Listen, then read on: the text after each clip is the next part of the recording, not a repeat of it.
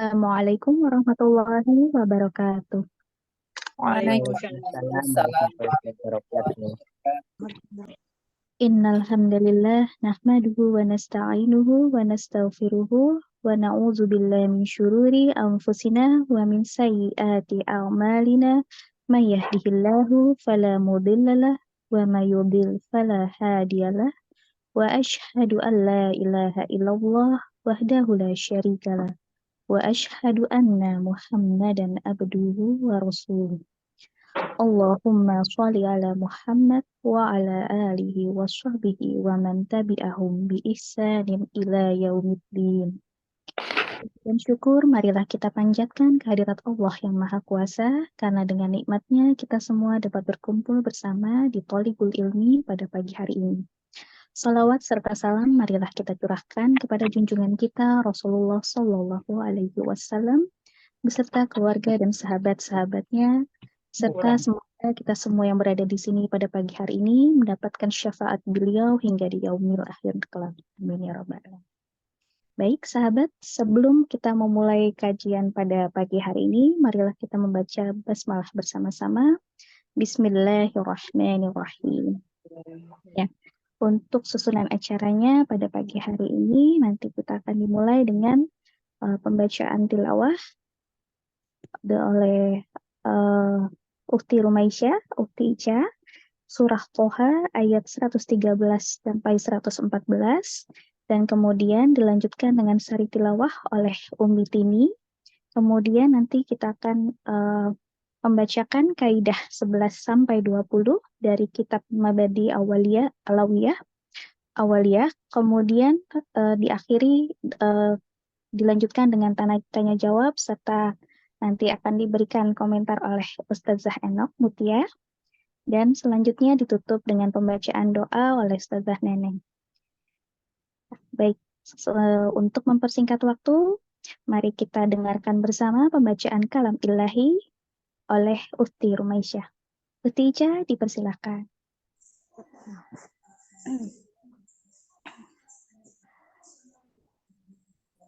A'udzu billahi minasy syaithanir rajim. Bismillahirrahmanirrahim.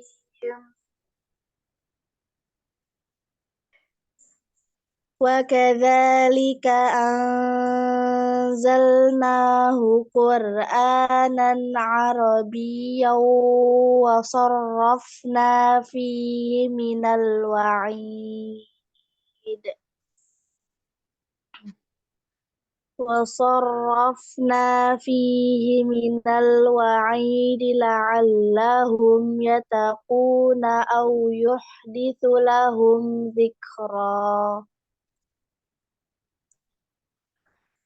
فَتَعَالَى اللَّهُ الْمَلِكُ الْحَقُّ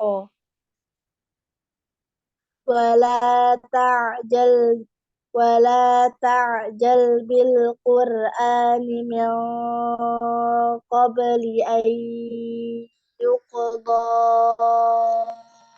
إِلَيْكَ وَحْيُهُ وَقُلْ رَبِّ زِدْنِي عِلْمًا. Shadaqallah. Aku berlindung kepada Allah dari godaan setan yang terkutuk dengan menyebut nama Allah yang Maha Pemurah lagi Maha Penyayang.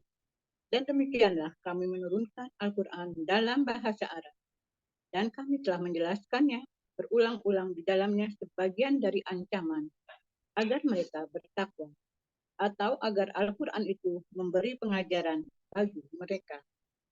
Maka Maha Tinggi Allah, Raja yang sebenar-benarnya. Dan janganlah engkau Muhammad tergesa-gesa membaca Al-Quran sebelum selesai diwahyukan kepadamu. Dan katakanlah, ya Tuhanku, tambahkanlah ilmu pengetahuan kepadaku. Maka benar Allah dengan segala firman. Baik, jazakumullah khairan katsiran kepada Uti Ica dan Bunda Tini yang sudah membacakan kalam ilahi pada pagi hari ini. Ya, Untuk selanjutnya, mari kita lanjutkan dengan acara utama kita, yaitu pembacaan kaidah dari kitab Mabadi Awwaliyah. Untuk yang giliran pertama, yaitu kaidah 11, akan dibacakan oleh Bunda Eli Masih. Ya, pada Bunda Eli dipersilahkan. Baik, syukran Anda, jazakillah khairan katsiran, barakallahu fiik. Afwan Ustazah Ummahat, nah izin mencoba mereview kaidah ke-11. Sebelumnya mohon maaf karena ada batuk. Nanti kalau ada batuk-batuk Ustazah, mohon maaf Ummahat. Insya Allah Ana akan membawakan semampunya Ustazah. Selanjutnya kita silakan Ustazah. Bismillahirrahmanirrahim. Insyaallah, barakallah. Ya Ustazah. Bismillahirrahmanirrahim. Assalamualaikum warahmatullahi wabarakatuh. Waalaikumsalam. Waalaikumsalam warahmatullahi wabarakatuh. Terjemah Mabadi al-Awaliyah. Kaidah ke-11.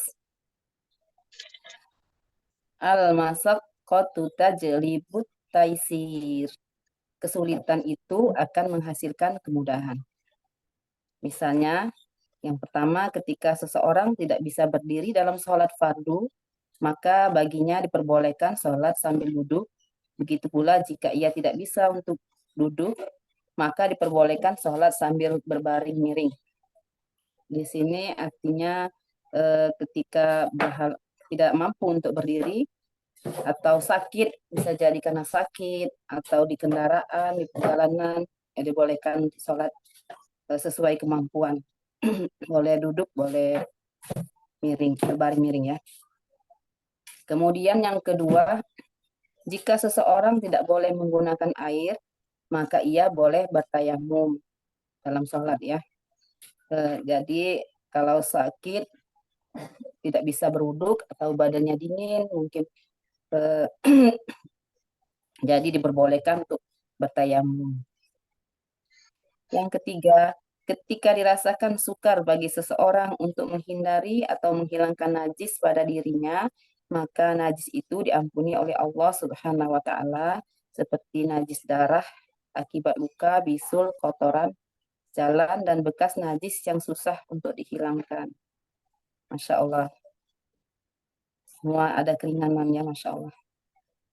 Kemudian yang keempat, Imam Syafi'i radhiyallahu anhu berkata, ketika seseorang perempuan tidak mempunyai wali dalam perjalanannya, maka ia boleh menyerahkan sepenuhnya kepercayaan kepada orang lain yang dipercayainya. Ini untuk perempuan ya. Perempuan itu mesti ada yang mendampinginya atau walinya. Ketika tidak ada wali atau orang yang masih menjadi mahramnya, jadi boleh didampingin oleh orang yang memang sudah benar-benar dipercaya ya. Sudah tidak diragukan lagi kepercayaannya. Masya Allah. Selanjutnya yang kelima, ucapan Imam Syafi'i yang lain tentang tempat-tempat yang dibuat dari tanah dan dipanaskan dengan kotoran itu boleh dipergunakan untuk berwuduk. Ini nanti kita serahkan dengan Ustazah, mohon maaf. Dan dengan pengertian kaidah ini, Imam Syafi'i berkata, al-amru idza daqa'it tasa'. Perkara itu ketika dalam kondisi sempit, maka hukum akan menjadi longgar. Dan ucapan sebagian ulama, al-asya'u idza daqat ittasa'at. Setiap sesuatu itu jika dalam kondisi sempit, maka ia akan menjadi longgar. Faidah, keringanan dalam hukum syara itu terbagi menjadi 7 macam. Yang pertama, keringanan menghilangkan atau menggugurkan, seperti gugurnya kewajiban Jumat, haji, dan umroh dengan sebab uzur atau halangan. Yang kedua, keringanan mengurangi seperti mengqasar, meringkas jumlah rakaat dalam sholat, yaitu seperti sholat asar di waktu zuhur atau sholat zuhur di waktu asar. Diringkas dibuat 2 rakaat ya. Ini untuk biasanya untuk yang dalam perjalanan jauh atau musafir. Kemudian selanjutnya yang ketiga ya. Ini ada keringanan dalam hukum syar'i terbagi menjadi 7. Keringanan menggantikan seperti menggantikan wudhu dan mandi dengan tayamum. Ya tadi ya yang sudah dijelaskan bahwa ketika kita tidak bisa menggunakan air boleh dengan bertayamum. Dan menggantikan berdiri dalam sholat dengan duduk berbaring miring dan isyarah. Dan menggantikan puasa dengan memberi makan fakir miskin bagi yang uzur. Ya, ini menggantikan puasa dengan memberi makan fakir miskin. Ini biasa untuk yang sakit ya. Yang sakit yang memang sakitnya sudah umur sudah biasanya orang yang sudah tidak bisa disembuhkan lagi sakitnya, maka boleh ya bukan boleh ya, diwajibkan memberi makan fakir miskin bagi yang uzur. Selanjutnya yang keempat, keringanan mendahulukan seperti sholat jamak takdim, mendahulukan zakat sebelum tiba, dan mendahulukan zakat fitrah sebelum Ramadan, dan mendahulukan membayar kafarat bagi yang melanggar sumpah. Keringanan mendahulukan sholat jamak. Ya, ini mendahulukan sholat jamak ini kalau sholat jamak ya, kalau sholat jamak takdim kita kerjakan dulu di waktu, misalnya di waktu zuhur, sholat asarnya dikerjakan sholat zuhur dulu baru sholat asar kalau jamak takdim. Begitu juga selanjutnya sholat takhir, jamak takhir ya. Dan mendahulukan zakat sebelum waktunya tiba. Mendahulukan zakat sebelum waktunya tiba ini, afwan Ustazah, belum memahami apakah ini zakatnya yang apa? Zakat di bulan Ramadan atau zakat bulan Ramadan ya. Zakat fitrah di bulan Ramadan dan mendahulukan membayar kafarat bagi yang melanggar sumpah. Nanti kita serahkan sama Ustazah, insyaallah. Karena anak baru baca pagi ini, Zaza, afwan. Keringanan mengakhirkan seperti sholat jamak takhir dan mengakhirkan puasa Ramadan bagi orang yang sakit dan musafir. Itu tadi untuk yang musafir. Kalau puasa di bulan Ramadan untuk yang sakit dan musafir tadi boleh dikerjakan ketika setelah sembuh ya. Itu diqadha namanya. Juga untuk musafir ketika sampai di tempat tujuan atau menetap baru mengerjakan puasanya. Dibolehkan ya. Dan mengakhirkan sholat bagi orang yang menyelamatkan orang yang tenggelam. Ya, ini sholatnya berarti maksudnya di sini ketika ada orang yang membutuhkan pertolongan seperti tenggelam ya, yang benar-benar butuh saat itu untuk menyelamatkan nyawa orang, menolong orang ya, dibolehkan mengakhirkan sholatnya, Masya Allah. Selanjutnya yang keenam, keringanan seperti sholatnya orang yang beristinja dengan batu, itu yang zaman dulu ya Ustazah, karena masih ada bekas sisa kotorannya. Dan minum arak bagi orang yang haus. Minum arak bagi orang yang haus mungkin di sini maksudnya memang orang tersebut benar-benar haus dan butuh minuman sekadarnya ya Ustazah, untuk menghilangkan hausnya. Secukupnya saja mungkin biar karena benar-benar butuh untuk minum. Serta makan najis untuk kebutuhan obat. Di sini diperbolehkan ya, karena memang untuk kebutuhan obat. Masya Allah. Yang ketujuh, keringanan merubah, seperti merubah peraturan praktik sholat pada sholat khauf. Sholat khauf. Berubahnya mohon maaf, Umahat, yang ini Ana juga serahkan dengan Ustazah. Ini sholat khauf ini sholat untuk orang yang sedang ketakutan ya, Ustazah, apa? Karena belum paham. Sampai di sini saja, Ustazah, Van, Ummahat, penjelasan dari Ana. Mohon maaf lahir batin atas segala kekurangannya. Ya, demikianlah. Syukron, jazakumullahu khairan kasiran, barakallahu fikum. Untuk selanjutnya, nasrakan sama moderator. Baik, jazakallahu khairan kasiran kepada Bunda Eli yang sudah membacakan kaidah 11. Sekarang kaidah ke-12 akan dibawakan oleh Uti Sarah Maulani. Uti Sarah, dipersilakan. Ya, Assalamualaikum. Waalaikumsalam warahmatullahi wabarakatuh.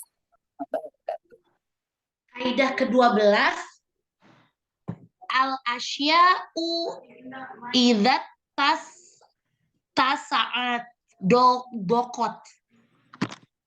Setiap sesuatu itu jika dalam kondisi longgar, maka ia akan menjadi sempit.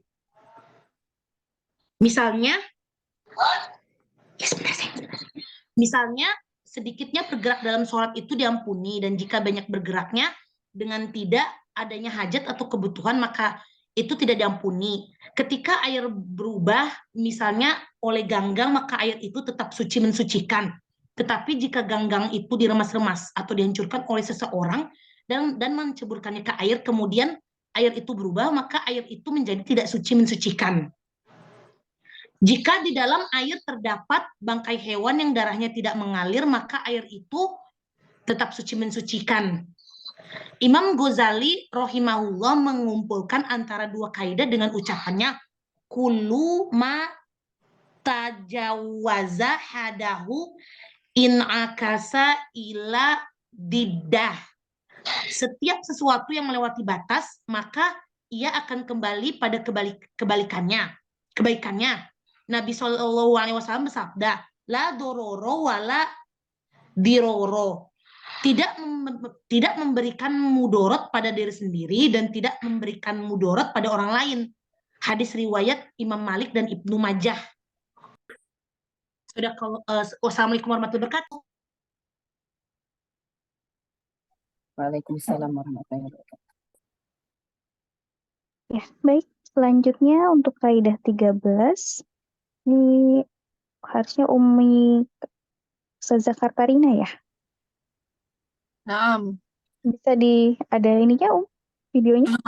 Belum ada yang dikirim, nggak tahu kalau ke Umu Kenta. Nggak Sepertinya ada, belum ada. belum, berarti ke Belum 14. ada.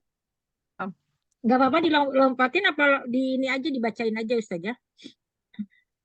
Dilompatin aja nggak apa-apa. Nggak apa-apa. Baik. Oh, Nanti alhamdulillah. kalau dia nanti belum mengirim, nanti belakangan nggak apa-apa, bisa nge-share ke grup. Oh Yang ya, penting baik, presentasi. Baik, Ustazah. Ya. Selanjutnya berarti kita lanjutkan ke kaidah 14 oleh Bunda Tini. Ya, Bunda Tini dipersilahkan. Terima kasih, Dinda. Assalamualaikum Ustazah. Alhamdulillah. Saya bacakan Assalamualaikum kaidah warahmatullahi wabarakatuh. Saya bacakan kaidah ke-14. Ada hadisnya, ad-dororu la yujallu bid-doror. Kemudaratan itu tidak bisa dihilangkan dengan kemudaratan yang lain. Misalnya, orang yang mudarat tidak boleh memakan makanan orang lain yang sama mudaratnya dan tidak boleh membunuh anaknya atau hamba sahayanya. Kedua, jika seseorang terjatuh di atas orang yang sedang terluka dan tetap berada di atasnya sampai orang yang luka itu meninggal, maka orang itu hukumnya telah membunuh. Tetapi jika langsung pindah, maka yang membunuh bukanlah orang yang terjatuh itu. Ini udah jelas ya. Jadi kalau dia meninggal pada saat belum pindah, berarti orang yang berada di atasnya yang hukumnya itu membunuh. Tapi kalau dia udah pindah, maka bukanlah orang itu yang membunuhnya ya, yang terjatuh. Ketiga, jika uang dinar yang terjatuh di tempat tinta dan tidak bisa dikeluarkan kecuali dengan cara menghancurkannya, maka apabila dihancurkan, berarti orang itu harus mengganti tempat tinta itu pada pemiliknya. Tetapi jika yang menghancurkannya itu pemilik tempat tinta, maka orang itu tidaklah mesti menggantinya. Nah, di sini jelas kalau yang menghancurkan, yang jatuhkan dan yang dikeluarkan oleh yang menghancurkannya, berarti dia mengganti. Tapi kalau bukan dia yang miliknya, maka orang itu tidak menggantinya. Kalau begitu mendingan gak usah dihancurin ya, biar pemiliknya dia menghancurkan, jadi dia tidak menggantinya ya, kalau saya lihat di sini. Tapi inti dari semua itu di kaidah 14 ini saya cuma mau ambil niat gitu. Sesuatu yang mudorot itu, yang berlebihan itu pasti mudorot ya. Jadi sepertinya kita lebih baik menjauhkan mudorot.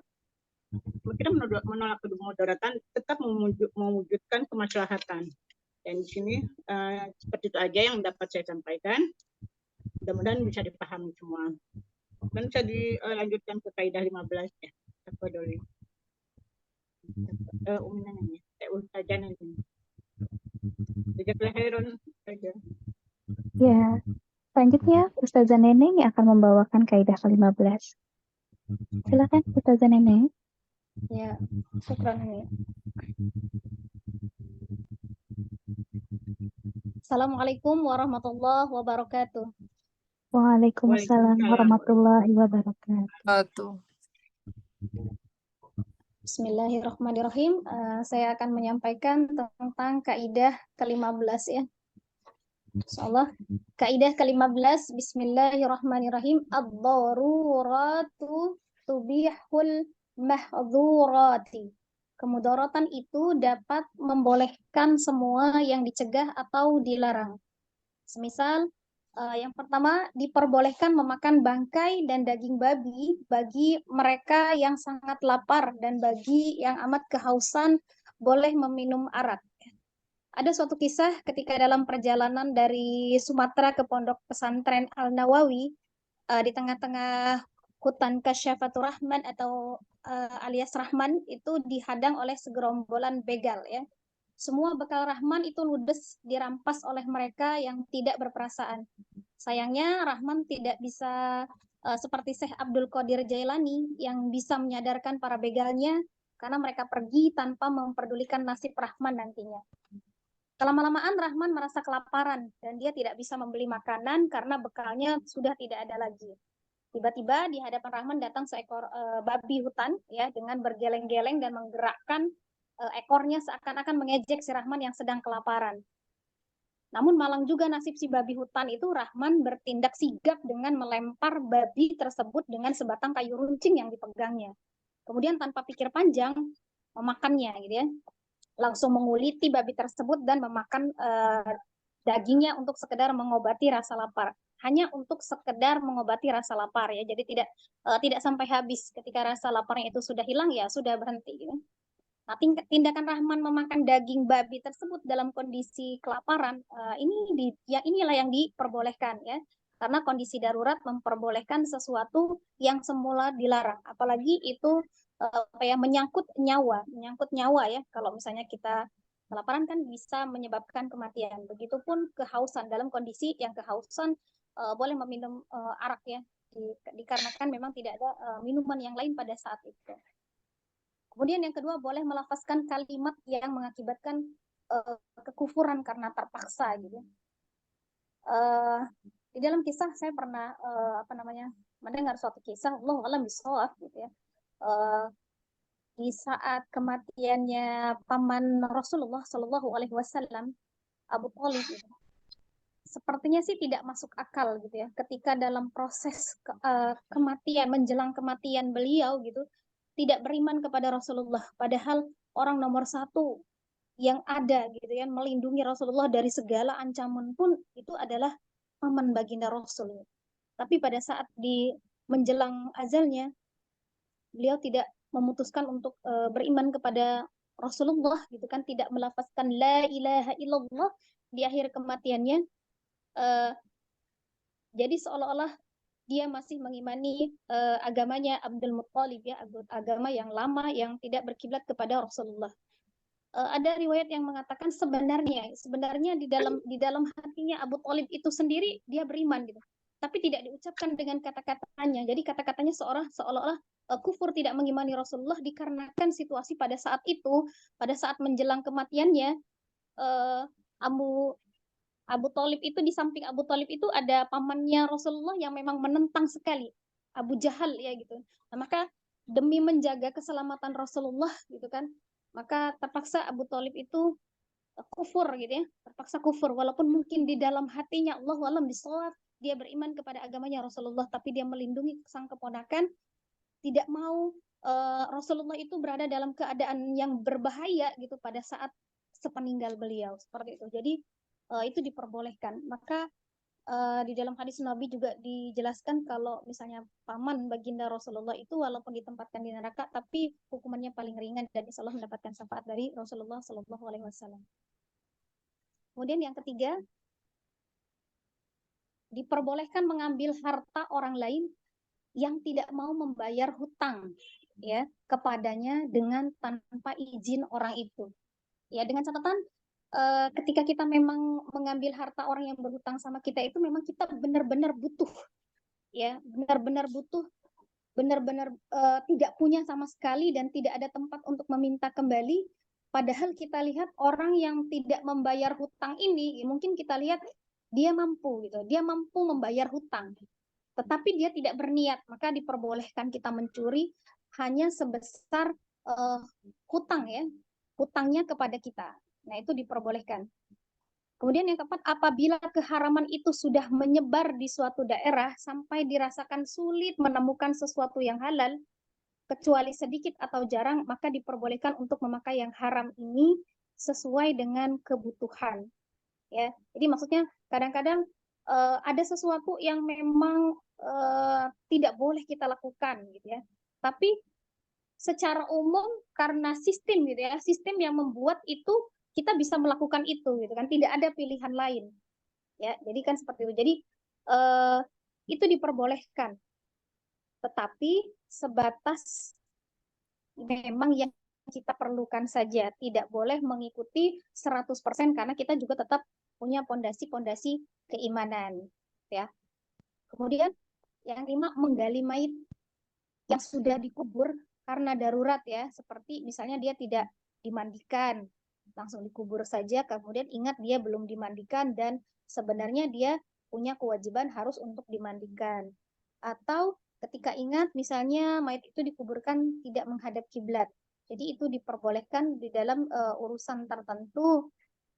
Jadi tidak sampai tingkat keharaman. Walaupun tadinya tidak boleh menggali mayat itu, tapi dalam kondisi tertentu disebabkan oleh keadaan darurat, itu maka diperbolehkan dalam sesuai dengan kaidah 15 ini. Dari pengertian kaidah ini sama dengan kaidah yang lain juga, itu la harama ma'ad darurati wa la karahata ma'al hajati.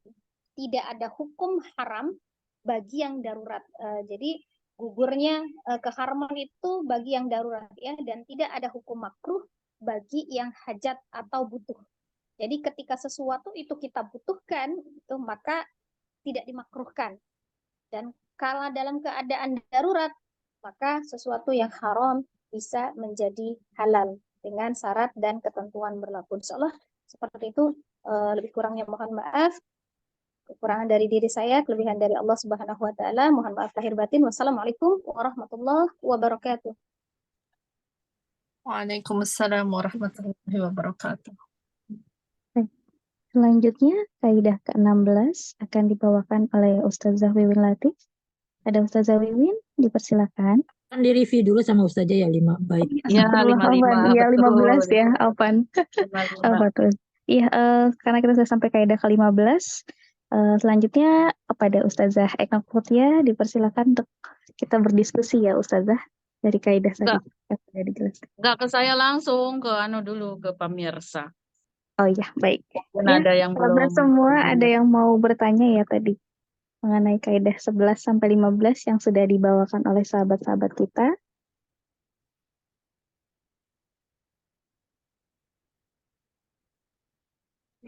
Coba diulangi judul-judulnya. Oh iya, baik.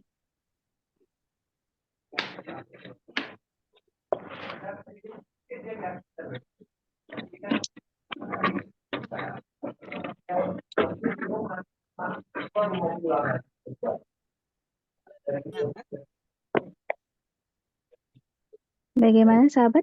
Ada yang ingin Kaidah ditanyakan 11 dari boleh tanya? Kaidah Baik. 11. Ya, tafadhol pada Bunda Tini. Terima Ya. kasih. Cuman mau tanya yang di apa tadi sholat khauf belum terlalu paham maksudnya ya sholat khauf itu. Yang di Gitu aja. faidah kalau nggak salah di kaidah 11 bagian faidahnya ya. Nomor 7 ya, kaidah 11 nomor 7. Ya, yang lain boleh juga menjawab. Ini yang sholat khauf ya, keinginan merubah praktik sholat pada sholat khauf. Iya. Gimana Bunda Eli bisa menjawab? Afwan, Nah, Ustazah, Mahat. Tadi anak sholat khauf itu yang anak tahu sholat takut ya Ustazah. Rasa takut Ya, dalam keadaan perang fisik. oh iya salah satunya. Ketika perang ya itu Ustazah. Untuk hanya Kalau- dalam Iya, untuk perang aja ya. Iya, prakteknya beda. Nggak cuma perang sih. Misalnya ada musibah, gempa atau yang lainnya. Atau takut dengan binatang buas, takut dengan musuh gitu Takut Ustazah. binatang buas, iya. Kan Iya. prakteknya beda kalau sholatnya orang takut sama orang biasa. Iya. Bisa Terus, juga niatnya takut tenggelam atau niatnya sama terbakar ya Ustazah. rakaatnya. Ini dua-duanya bertanya ini. Satu-satu Umi, silakan Umi Tini dulu Enggak, coba. maksudnya Bu Eli kan mau menjawab itu. Coba Bu Eli dulu. Salat khauf itu. Ya, Afwan Ustazah, ya salat khauf ya. Ana juga belum begitu paham karena juga baru tahu salat khauf ini Ustazah. Kita serahkan Ya, dengan Ustazah saja. Ya nggak apa-apa. Tadi waktu baca juga bilangnya ini nanti mohon penjelasan. Oke. Jadi Ya. sama pertanyaannya sama Umi Tini. Yang Ya. lain boleh jawab yang lain kalau mengerti tentang kaidah itu. Moderator boleh Coba jawab. nambahin ya Ustazah.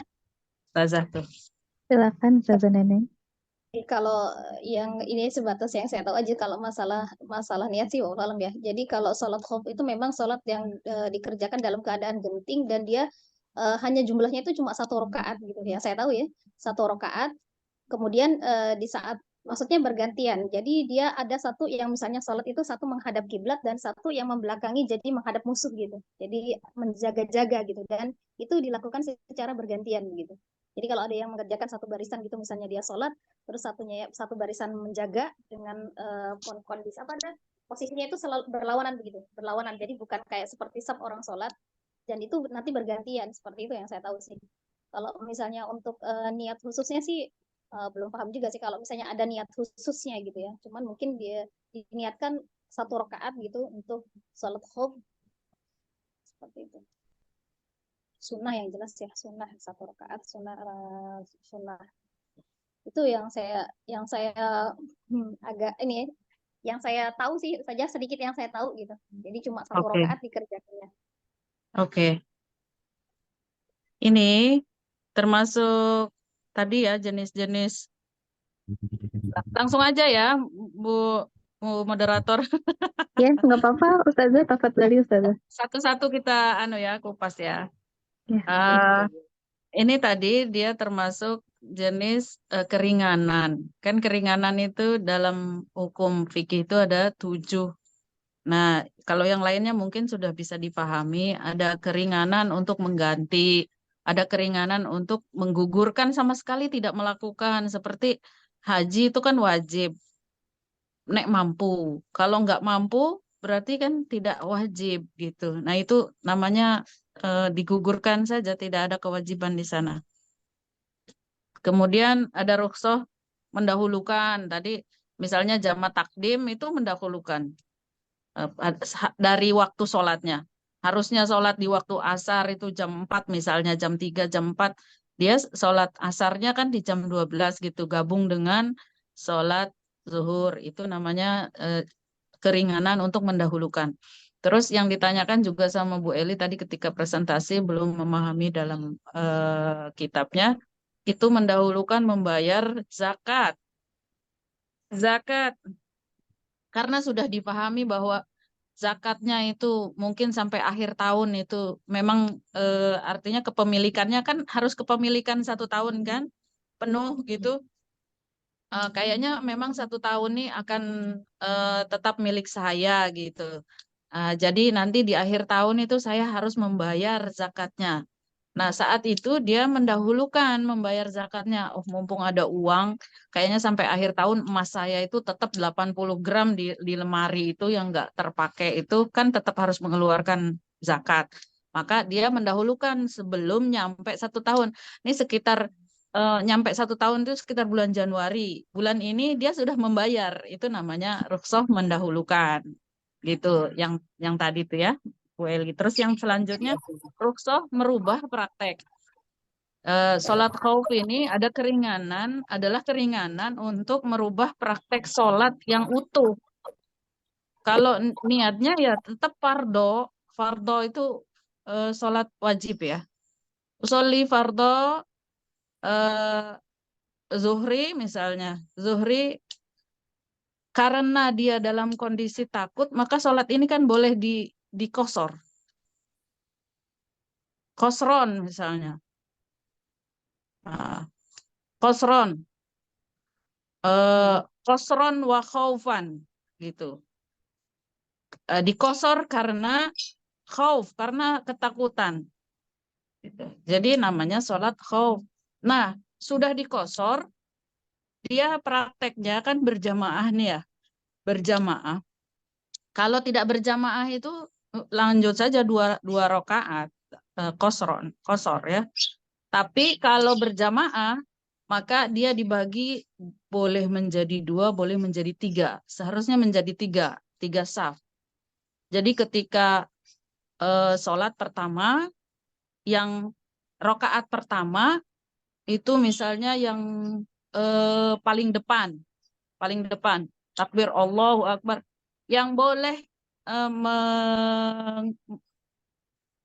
menyempurnakan sholatnya itu imam. Jadi makmumnya ngikut imam itu hanya 1 rakaat. Begitu rakaat pertama takbir ya, begitu ruku, yang belakang itu tidak ruku, hanya saf yang pertama di depan. Allahu Akbar, ruku, kemudian sujud sampai akhir 1 rakaat, sampai duduk tahiyat akhir, kemudian salam. Nah, dia bangun, kan yang di belakangnya itu kan belum sholat kan. Maka ketika yang saf pertama itu bangun, pegang senjata, ngadap ke depan, baru yang belakang itu sholat. Kalau misalnya 3, terutama sholat apa namanya maghrib kan nggak bisa dikosor ya. Sholat maghrib nggak bisa dikosor. Maka dia boleh 3-3-nya 1 takbir, tapi begitu takbir yang paling belakang itu ngadep belakang gitu, balik kanan. Nah ini kan merubah praktek sholat. Kok ada yang ngadep belakang, ngadep kiblat. Tapi ketika nanti dia ruku, maka yang paling belakang itu harus balik kanan lagi. Gitu.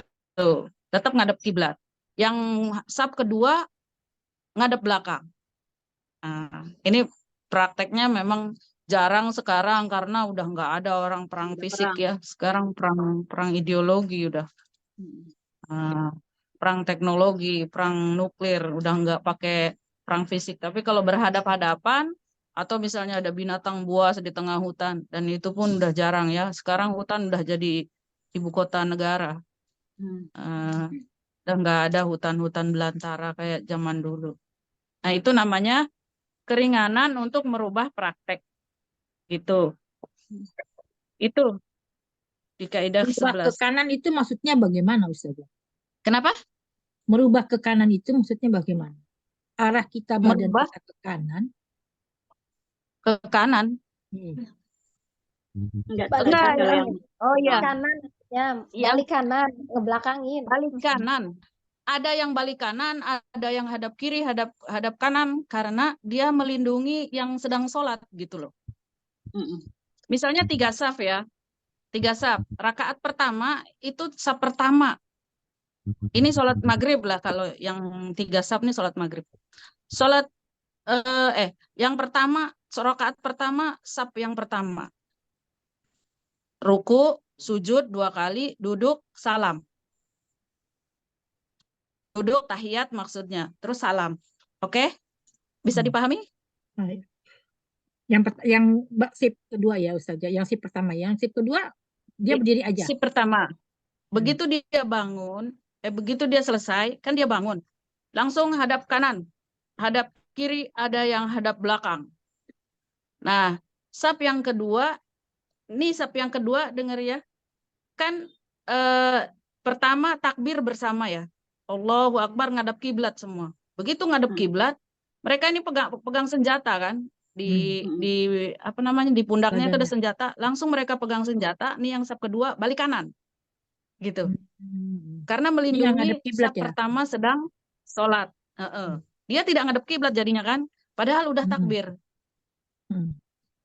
Nah, dia balik kanan, begitu salam yang saf yang pertama tadi kan, yang saf pertama ini sudah selesai, dia langsung balik kanan, pegang senjata kan. Maka saf kedua yang belakangnya itu balik kanan hadap kiblat, ikut imam. Gitu. Jadi imam baca Fatihah, dia ikut ruku rakaat keduanya ya. Terus sampai duduk tahiyat salam. Jadi masing-masing saf itu hanya melakukan 1 rakaat. Tetapi waktu takbir pertama itu semuanya bareng. Paham tuh? Paham tuh. Saf pertama tadi ada yang hadap kanan, hadap kiri gitu. Karena melindungi takut ada yang musuh datang dari sebelah kanan, sebelah kiri. Kalau yang paling belakang hadap balik kanan gitu kan. Ngerti ya? Iya. Insya Itu Allah untuk Ustazah. perang ya Ustazah. Surat perang, tapi yang dalam kondisi gempa atau banjir itu kan kemungkinan kalau perang kan jauh banget ya, kita jarang. Kalau kayak gempa banjir gitu, apa harus tetap sholat khauf itu berjamaah, nggak bisa sendiri? Tidak Kalau mesti. sendiri, Tidak mesti. Ya? Tidak nggak mesti. Ya. Sholat, kalau dia sholat sendiri, maka 2 rakaat itu full. Sudah tidak bisa lagi diringkas lagi menjadi 1 rakaat gitu, nggak bisa. 2 rakaat ya minimal. 2 rakaat kosor gitu ya. Itu kosor ya. untuk yang 4. Yang 4. Kalau yang 3 nggak bisa dikosor. Apalagi yang 2, maksudnya jadi 1. Jadi Ini 2 saja. harus semuanya mengerti fikih mabadi ya Ustazah ya. Kalau misalkan satu orang aja yang mengerti, agak Terangkan. Nggak mesti dia belajar, tapi diterangkan. Begini nih caranya sholat khauf gitu. Atau dalam kondisi mau bepergian kan, kayak anak saya tuh mau bepergian, jangan lupa sholat jamak takdim kamu nanti di bandara sebelum naik pesawat misalnya, karena nanti kamu nyampe sana itu sudah lewat waktu asar misalnya dari waktu zuhur. Nah seperti itulah kita ingatkan. Ini kita lagi dalam perjalanan nih, kayaknya kemungkinan kita akan terlambat. Sekarang sholatnya 2 kali, niatkan sholat jamak gitu. Ya kan? Jadi yang paham kasih tahu yang nggak paham. Nah, Ustazah satu lagi, kalau itu kan sholatnya sholat ketakutan. Kalau kita takut setan, bisa juga pakai sholat khauf. Misalnya pernah di satu sholat di tempat yang gelap, yang sepi di atas gitu, boleh. Nah, kan jadi ketakutan, terus buru-buru gimana itu Ustazah? Apa khauf apa buru-buru? Ketakutan itu kan khauf itu ya. Khauf, ketakutan itu bukan hanya takut musuh saja. Ya takut setan. Takut setan ya aneh ya. Sebenarnya takut setan itu takut diri sendiri. Setannya ini. Ini makanya mainnya jangan jauh-jauh. Tapi memang ada loh. Ustazah, Tadi malam aja ada yang ngetok-ngetok jam 2. Jadi bisa ya Ustazah ya? Iya boleh. Afwan Ustazah, Makasih tadi jazakallah khair. yang apa tadi sholat khauf itu berarti ada korelasinya dengan di surat An-Nisa ya Ustazah? Yang mana tuh? Kayaknya An-Nisa memang ayat Hanisa kayaknya. An-Nisa 102 Ustazah. Baca, terjemahkan. Dan apabila engkau Muhammad berada di tengah-tengah mereka sahabatmu, lalu engkau hendak melaksanakan sholat bersama-sama mereka, maka hendaklah segolongan dari mereka berdiri sholat besertamu dan menyandang senjata mereka. Kemudian Betul itu. sholat Betul itu bersama ayatnya itu. Yang tadi Itu dalilnya itu. Oh iya. Jazakallah khair. Surat An-Nisa ayat 102 102. Ustazah. 102 ya.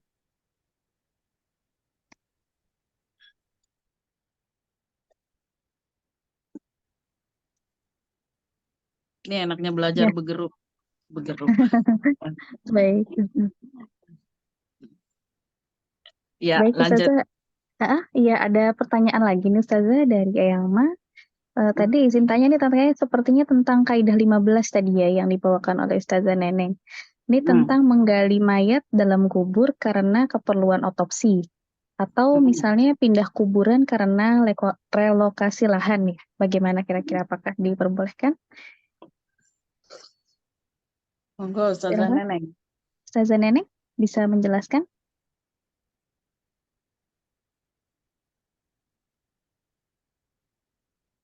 Ya, sudah. Ayo. 15. Oh ada ya. Baik. Yang ke-15 ya. Iya. Oh iya. Tadi kan kalau yang tertera di kaidah itu demi keperluan misalnya yang tidak sesuai dengan syarak ya atau aturan yang berlaku di dalam tata cara pengkuburan mayit.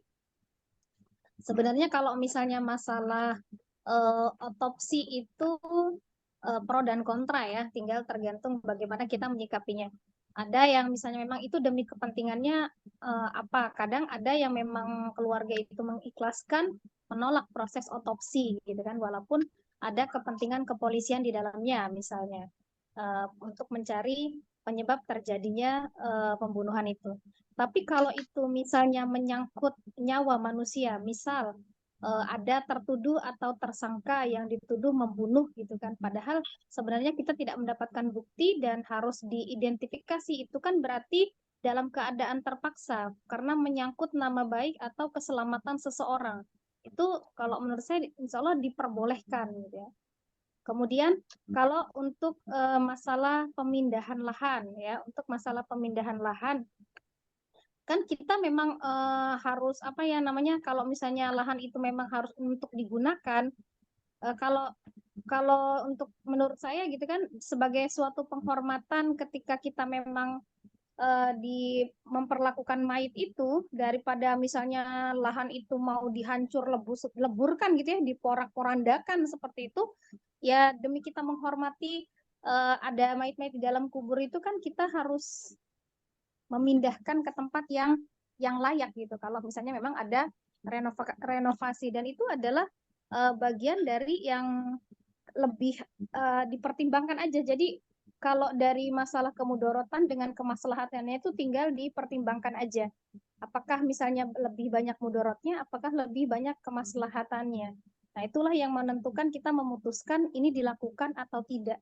Begitu pertimbangannya ketika kaidah itu ada pelanggaran di dalamnya. Gitu ya. Jadi seperti itu kan ada pelanggaran dan kita harus mempertimbangkan dari segi kemaslahatan dan segi kemudorotannya. Apabila segi kemudorotannya itu jauh lebih besar gitu kan, tidak ada pentingnya, ya sudah tidak usah dilakukan. Tapi apabila kepentingannya ada kemaslahatan di dalamnya gitu, itu yang jauh lebih besar, maka diperbolehkan. Itu dianggap sebagai dalam keadaan situasi yang darurat atau terpaksa, itu masuk dalam kategori itu. Mohon ditambahkan Ustazah. Iya. Bagaimana Ustazah Enok, sudah ada tambahan? Ini buat semuanya, mohon perhatian buat semuanya nih. Ya. Tolong dicatat dan digarisbawahi, terus diingat-ingat bahwa segala sesuatu yang bersifat sosial yang tidak ada dalil khusus dari Allah ya, nggak ada hukumnya yang turun langsung dalam Al-Quran atau Al-Hadis, itu fleksibel. Jadi tergantung kepentingan gitu.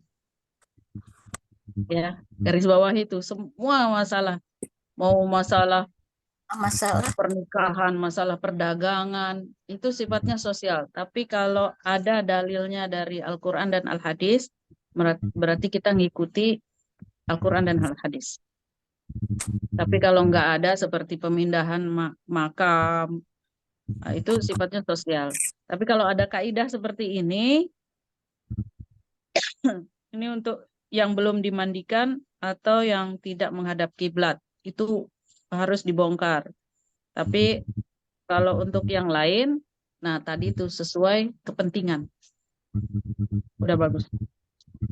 Tapi di kaidah 15 nih saya ingin menambahkan juga yang keempat tuh, contoh yang keempat, apabila keharaman itu sudah menyebar di suatu daerah sampai dirasakan sulit menemukan sesuatu yang halal kecuali sedikit atau jarang, maka diperbolehkan untuk memakai yang haram itu sesuai dengan kebutuhan.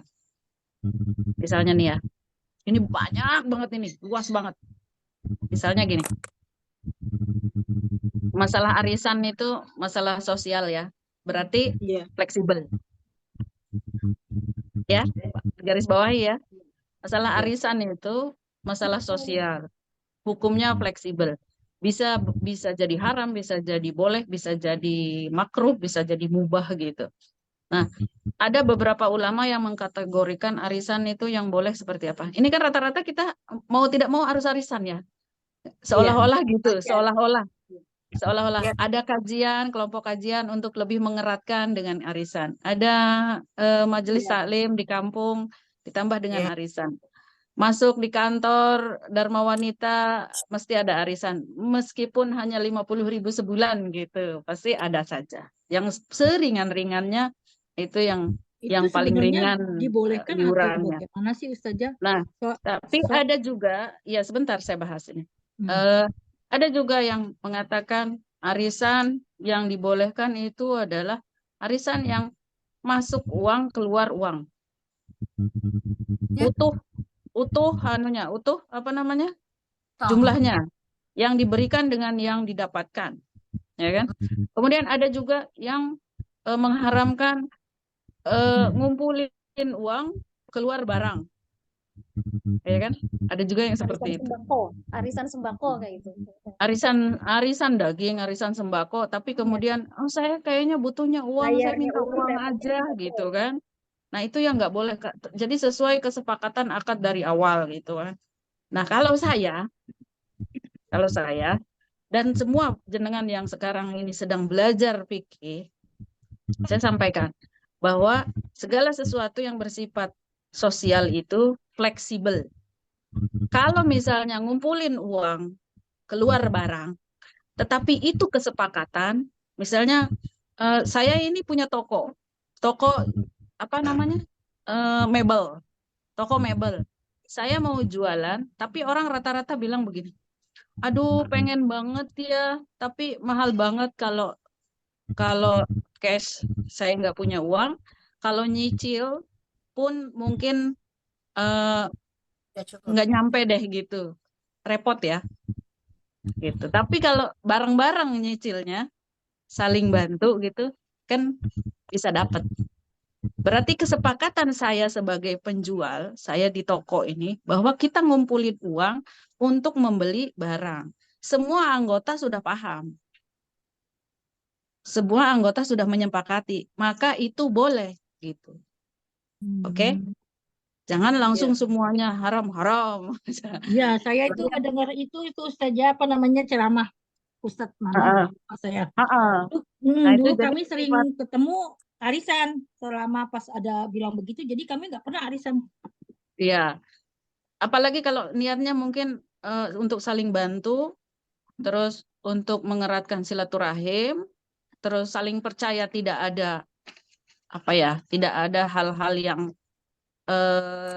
sulit dihindari, misalnya penipuan atau apa. Jadi arisan itu dengan orang yang saling percaya, maka itu boleh dan itu berkah gitu, mendapatkan pahala. Kemudian yang kedua nih, seperti orang kredit. Kredit itu riba ya toh? Riba. Iya. Tapi banyak yang mengharamkan bahwa kredit itu riba dan haram lah dan pelakunya berdosa.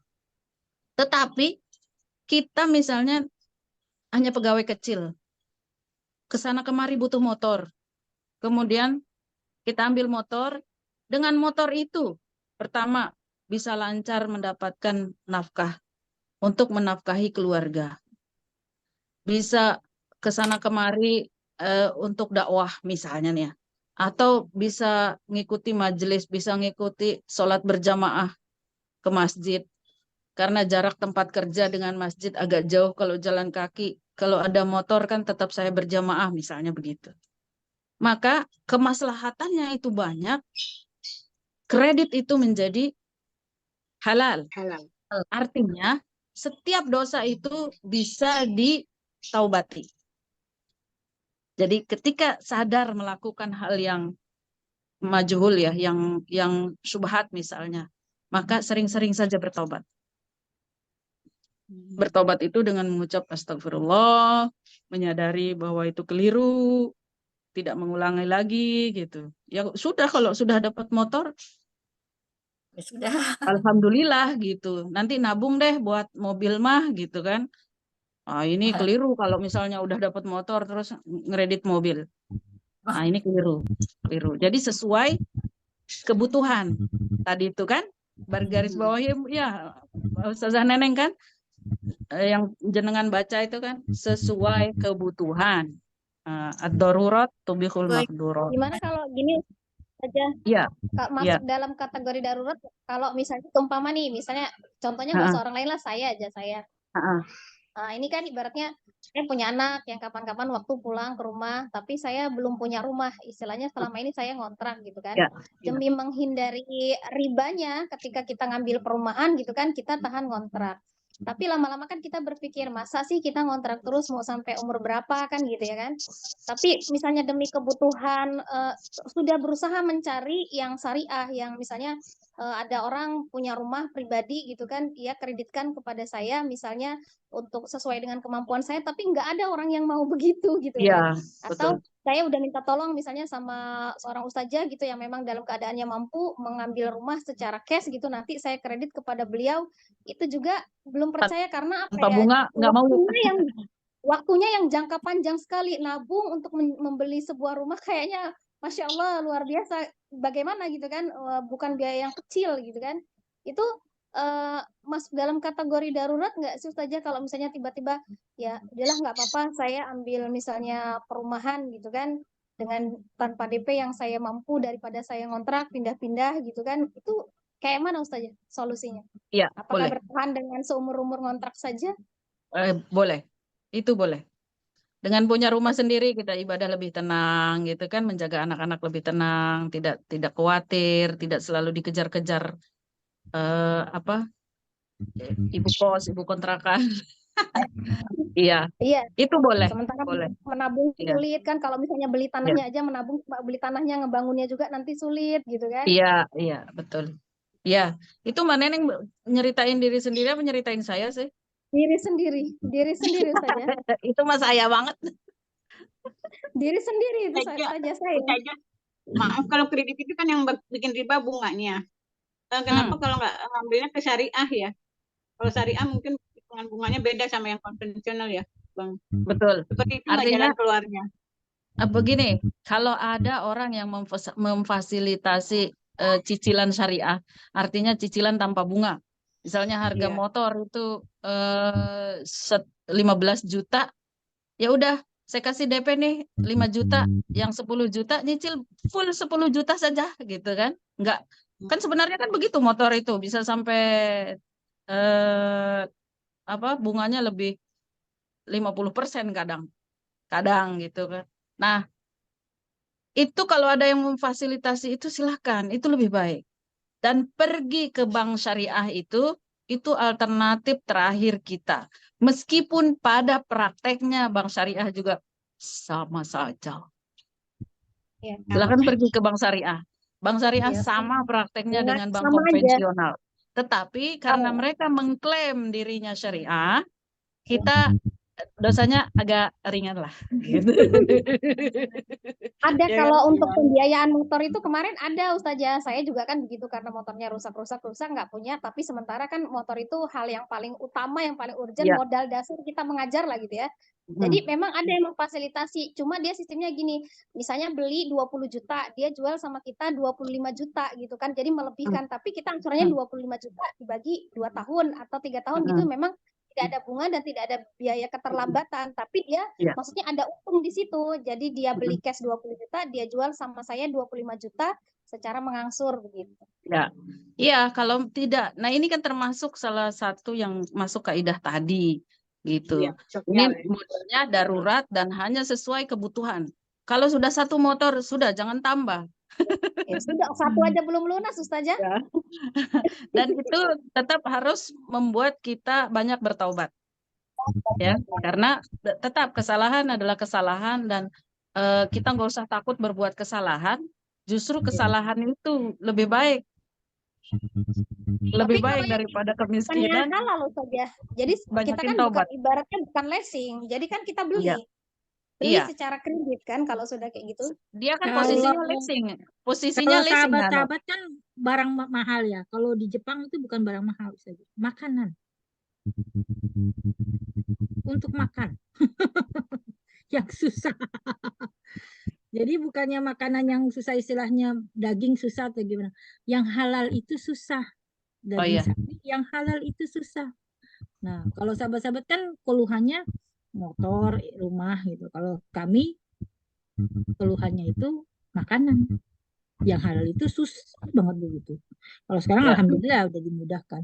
Itu kalau dulu-dulu dosa-dosa saya itu bagaimana sih? Jadi Ya kan halal masuk haram. termasuk darurat ya darurat. Darurat ya nggak apa-apa dimaafkan kan. Kalau jangankan apa namanya ibaratnya sama sekali nggak ada sama di hutan kan. Ya Sama dulu sekali susah nggak ada banget, makanan halal susah kan sama banget. di hutan. Iya Apalagi daging sapi, tapi susah. kan nggak dipotongnya kan nggak tahu kita pakai basmala atau enggak gitu kan Ya, saja. wagyu. Tadi pagi saya Wagyu, iya saya Ustazah. cek ini wagyu yang apa? Yang Kalau halal. sekarang kan wagyu halal ada ya Ustazah. Sekarang Wagyu halal. wagyu halal ada. Kalau dulu kan mau cari kayak gitu-gitu susah gitu. Iya. Masa Allah. Iya. Jadi kalau sudah belajar usul fikih ini, hidup kita menjadi mudah. Nggak usah takut gitu. Berdosa itu tempatnya manusia.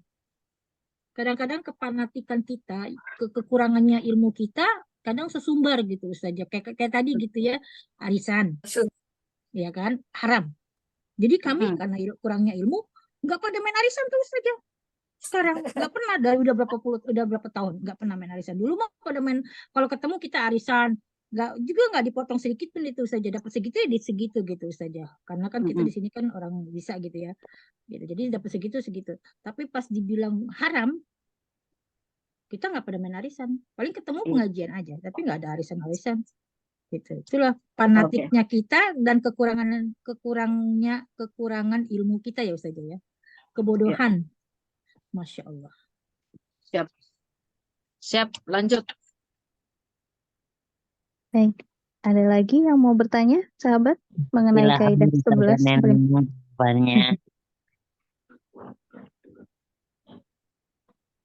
Ya, ada lagi sahabat? Kalau tidak ada, mungkin kita lanjutkan ya Ustazah ya.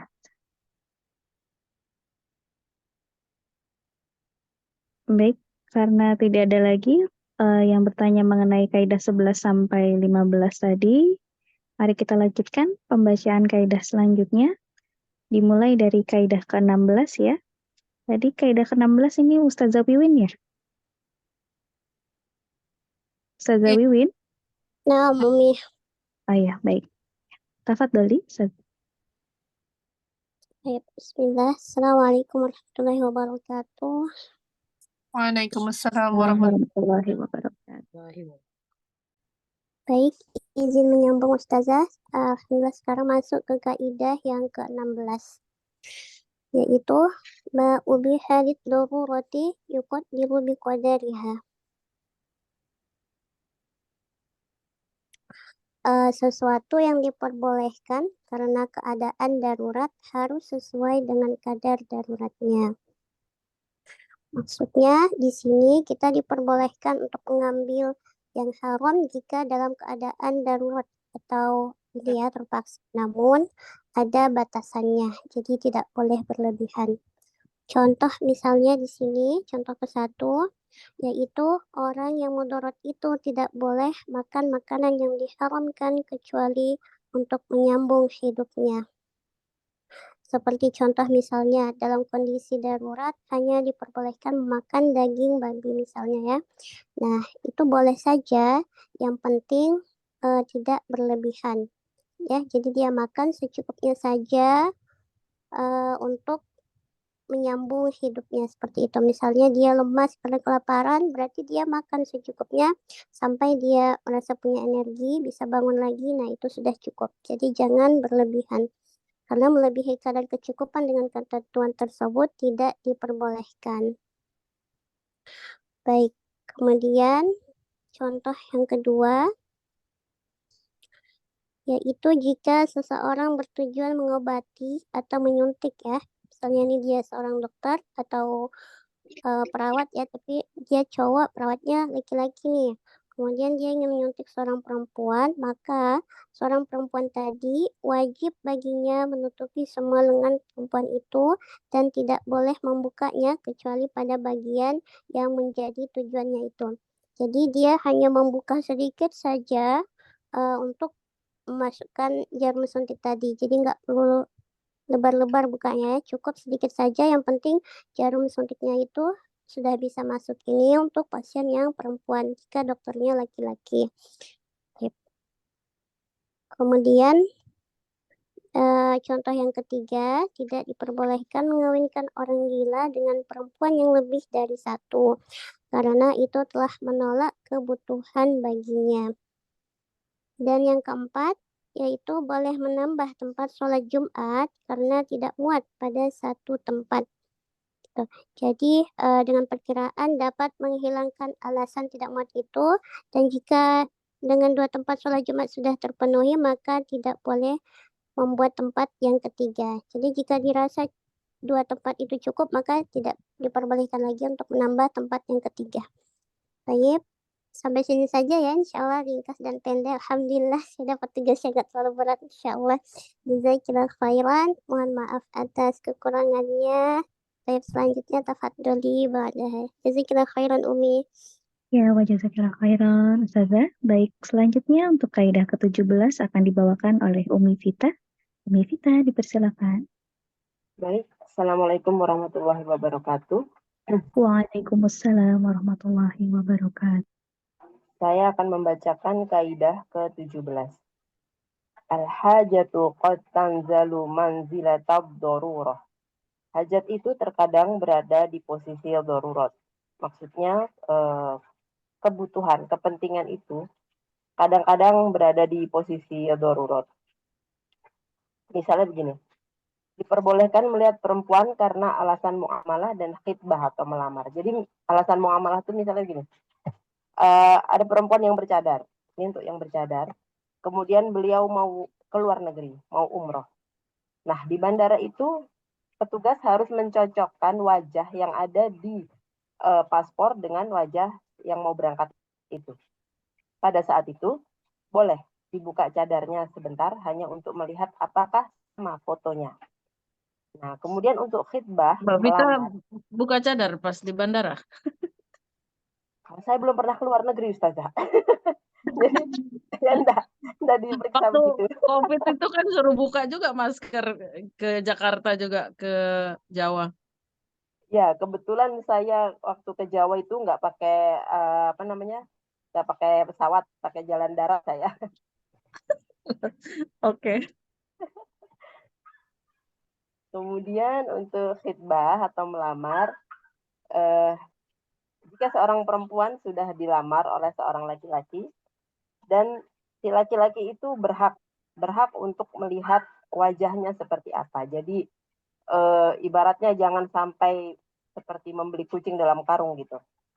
Nggak lihat wajahnya seperti apa. Itu diperbolehkan. Kemudian yang kedua, sebagian ulama membolehkan akad muzaraah, bibitnya dari yang menggarap sawah, dan mukhabarah, bibitnya dari yang punya sawah, karena butuh pada keduanya dalam kehidupan ini. Jadi sebenarnya yang seperti ini, yang pernah saya baca, itu yang seperti ini sebenarnya tidak boleh ya, sebenarnya. Tapi karena dua orang ini membutuhkan saling, apa namanya istilahnya ya, pokoknya yang punya lahan ini dia butuh supaya si lahan ini ada yang menggarap. Daripada kalau tidak digarap nanti lahannya akan rusak. Padahal si yang punya lahan ini dia tidak ada kemampuan untuk menggarap sawah. Nah, kebetulan datanglah orang yang juga memerlukan lahan. Dia mampu untuk menggarap sawah, tetapi dia tidak mempunyai lahan. Atau bukan sawah, ladang lah boleh. Nah, ini boleh. Tetapi nanti pada akhirnya itu apa namanya, sistem yang digunakan itu adalah bagi hasil. Bagi hasil. Seharusnya kalau ada orang yang bekerja pada orang menggarap ladang, itu kan biasanya dia digaji, dihitungnya upah ya harian, mingguan, bulanan gitu ya. Tapi ini karena sama-sama butuh, diperbolehkan nanti honor, gajinya istilahnya, upahnya itu pada akhir dengan cara bagi hasil. Kalau pas bagi hasil ladangnya banyak, ya alhamdulillah bisa bagi hasil, dapatnya banyak. Misalnya si penggarap sawah dapat 10 juta gitu. Padahal dalam waktu 1 bulan, kayaknya untuk menggaji upah 10 juta sebulan itu kayaknya udah besar banget gitu. Kayaknya nggak ada gitu yang gaji segitu. Tapi yang karena hal itu maka diperbolehkan.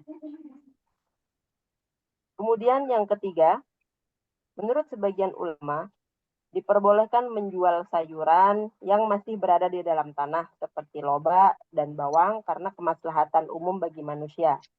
Karena jika disyaratkan pada penjualnya untuk mengeluarkannya dari dalam tanah sekaligus, maka itu menjadikannya susah dan rusaknya sayuran yang tidak dibeli.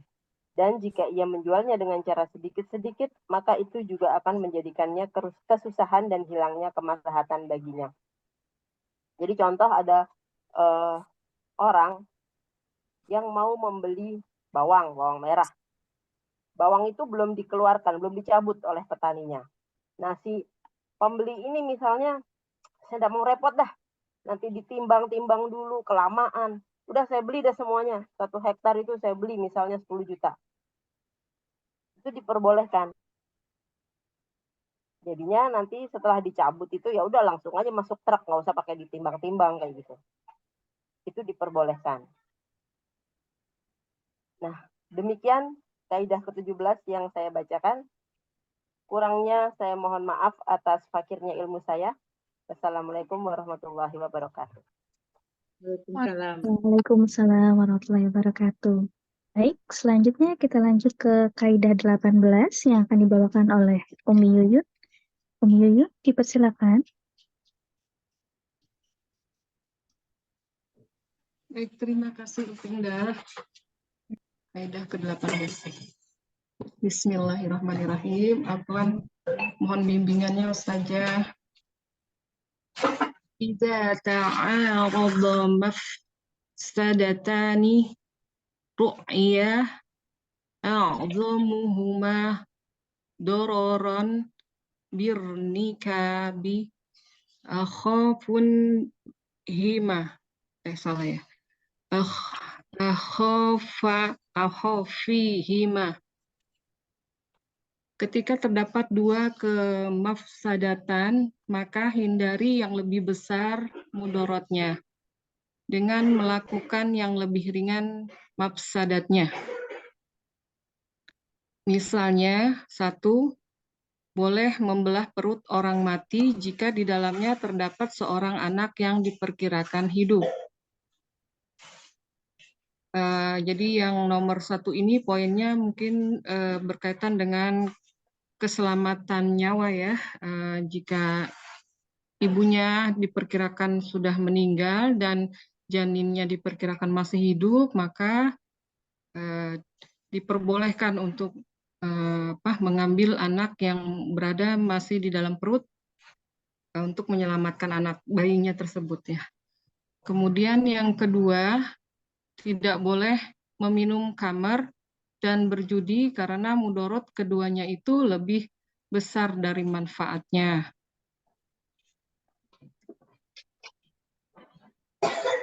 Meminum khamar itu tentunya kita tahu lebih banyak mudorotnya ya daripada faedahnya. Jadi hendaklah kita bisa menghindarinya.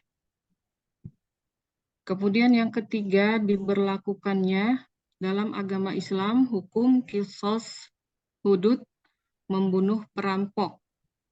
Ya, jadi di sini mungkin dalam keadaan membela diri kita diperbolehkan ya untuk membunuh orang yang berniat jahat kepada kita ya.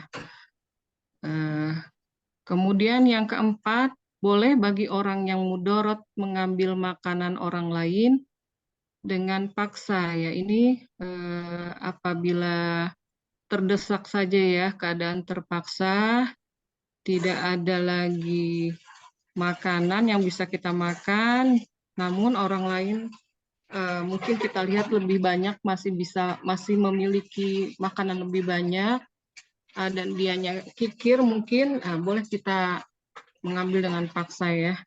Kemudian yang kelima, boleh memotong dahan ranting pohon milik orang lain jika berada di area tanah miliknya. Ya, jadi tidak diperbolehkan ya. Jadi diperbolehkan memotong dahan atau ranting yang mungkin masuk ke area tanah kita ya. Apabila yang keenam, apabila orang yang mudorot menemukan bangkai dan makanan milik orang lain, maka pendapat yang lebih saleh menyatakan lebih baik memakan bangkai, karena memakan bangkai itu hukumnya mubah dengan dasar nas, sedangkan memakan makanan orang lain hanya dengan dasar ijtihad. Ya, mungkin bangkai di sini mungkin ikan yang kalau di pasar kan mungkin ada yang dijual sudah dalam keadaan mati ya, jadi tapi masih segar gitu ya. Jadi diperbolehkan memakan bangkai yang seperti itu daripada mengambil milik orang lain ya.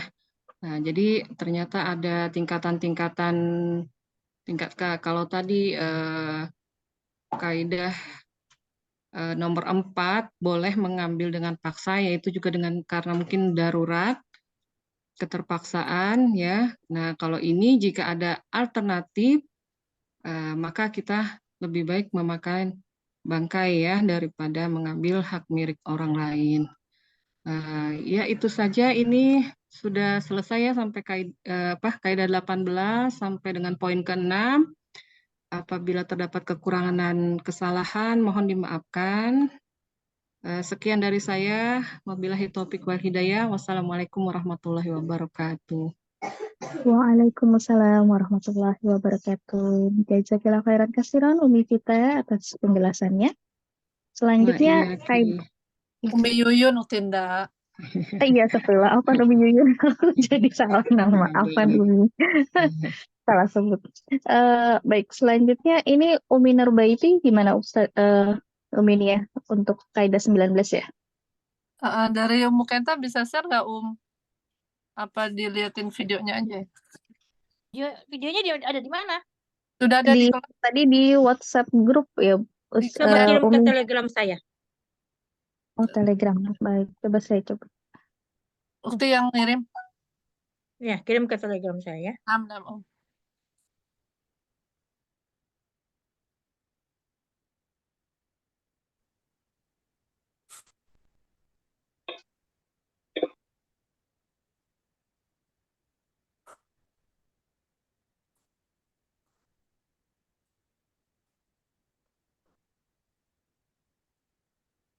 Yang ngirim siapa ini?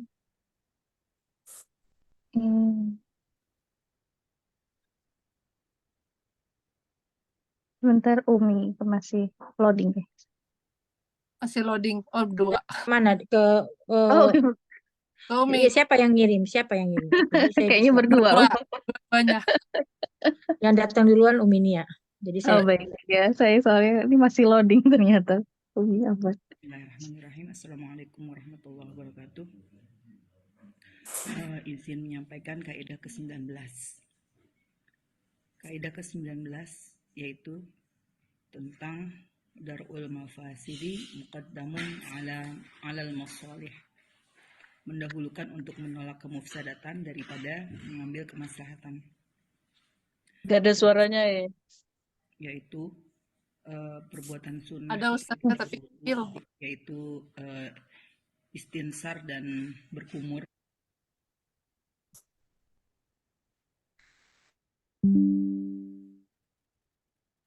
Bismillahirrahmanirrahim. Assalamualaikum warahmatullahi wabarakatuh. Izin menyampaikan kaidah ke-19. Kaidah ke-19 yaitu tentang darul mafasidi muqaddamun alal masalih. Mendahulukan untuk menolak kemufsadatan daripada mengambil kemaslahatan. Contoh di sini yaitu perbuatan sunnah ketika kita berwudu, yaitu istinsar dan berkumur. Tapi ketika kita melakukan puasa, maka hal ini menjadi sebuah kemakruhan. Yang kedua, menyela-nyela rambut. Hukumnya ketika kita bersuci itu adalah sunnah. Tapi ketika kita pergi ihram, itu justru dimakruhkan karena dikhawatirkan akan ada rambut yang akan rontok. Ya. Contoh yang ketiga, di sini diampuni dalam meninggalkan sebagian kewajiban dengan yang lebih rendah tingkat kesukarannya. Nah, diampuni dan meninggalkan sebagian kewajiban dengan lebih rendah tingkat kesukarannya, seperti berdiri dalam melaksanakan sholat, boleh duduk ketika sakit atau uzur ya. Kemudian dan berbuka bagi orang yang uzur, serta dalam hal bersuci boleh diganti dengan tayamum, dan tidak diampuni dalam hal melakukan perbuatan yang dilarang, seperti memilih yang lebih rendah dosanya, terlebih lagi dalam masalah dosa-dosa besar. Nah ini contoh waktu itu yang Ustazah pernah sampaikan, yaitu kalau di waktu bulan Ramadan, saya suami istri itu melakukan hubungan suami istri ya. Pertama, dia sudah membatalkan puasa. Nah, kemudian dia juga akan mendapatkan ganjaran, maksudnya harus mengganti puasanya selama 40 hari berturut-turut. Itu tidak bisa dipilih gitu loh di antara kedua itu, dari antara membatalkan puasa dengan berjima di waktu bulan Ramadan. Kedua-duanya sama saja tentang masalah dosa besar gitu. Nah, di sini terkait dengan kaidah ini, Allah berfirman dalam surat Al-Mu'minun ayat 5 sampai dengan 7, walladzina hum lifurujihim hafizun, dan orang-orang yang menjaga kemaluannya, illa ala azwajihim aw ma malakat aymanuhum fa innahum ghairu malumin, kecuali terhadap istri-istri mereka atau budak yang mereka miliki, maka sesungguhnya mereka dalam hal ini tiada tercela. Faman ibtagha wara'a dzalika faulaika humul 'adun. Barang siapa mencari yang di balik itu, maka mereka itulah orang-orang yang melampaui batas. Jadi terkait dengan kaidah ini ada beberapa hal yang sifatnya bisa kita laksanakan secara sunnah, tapi tidak juga di hal yang lain itu tidak menjadi sebuah sunnah, dan tidak juga menjadi sebuah kebaikan antara dosa dengan dosa. Jadi itu yang saya tangkap dari penjelasan Ustazah. Mohon maaf kalau memang ada kesalahan. Wabillahi taufiq wal hidayah. Assalamualaikum warahmatullahi wabarakatuh. Waalaikumsalam warahmatullahi wabarakatuh.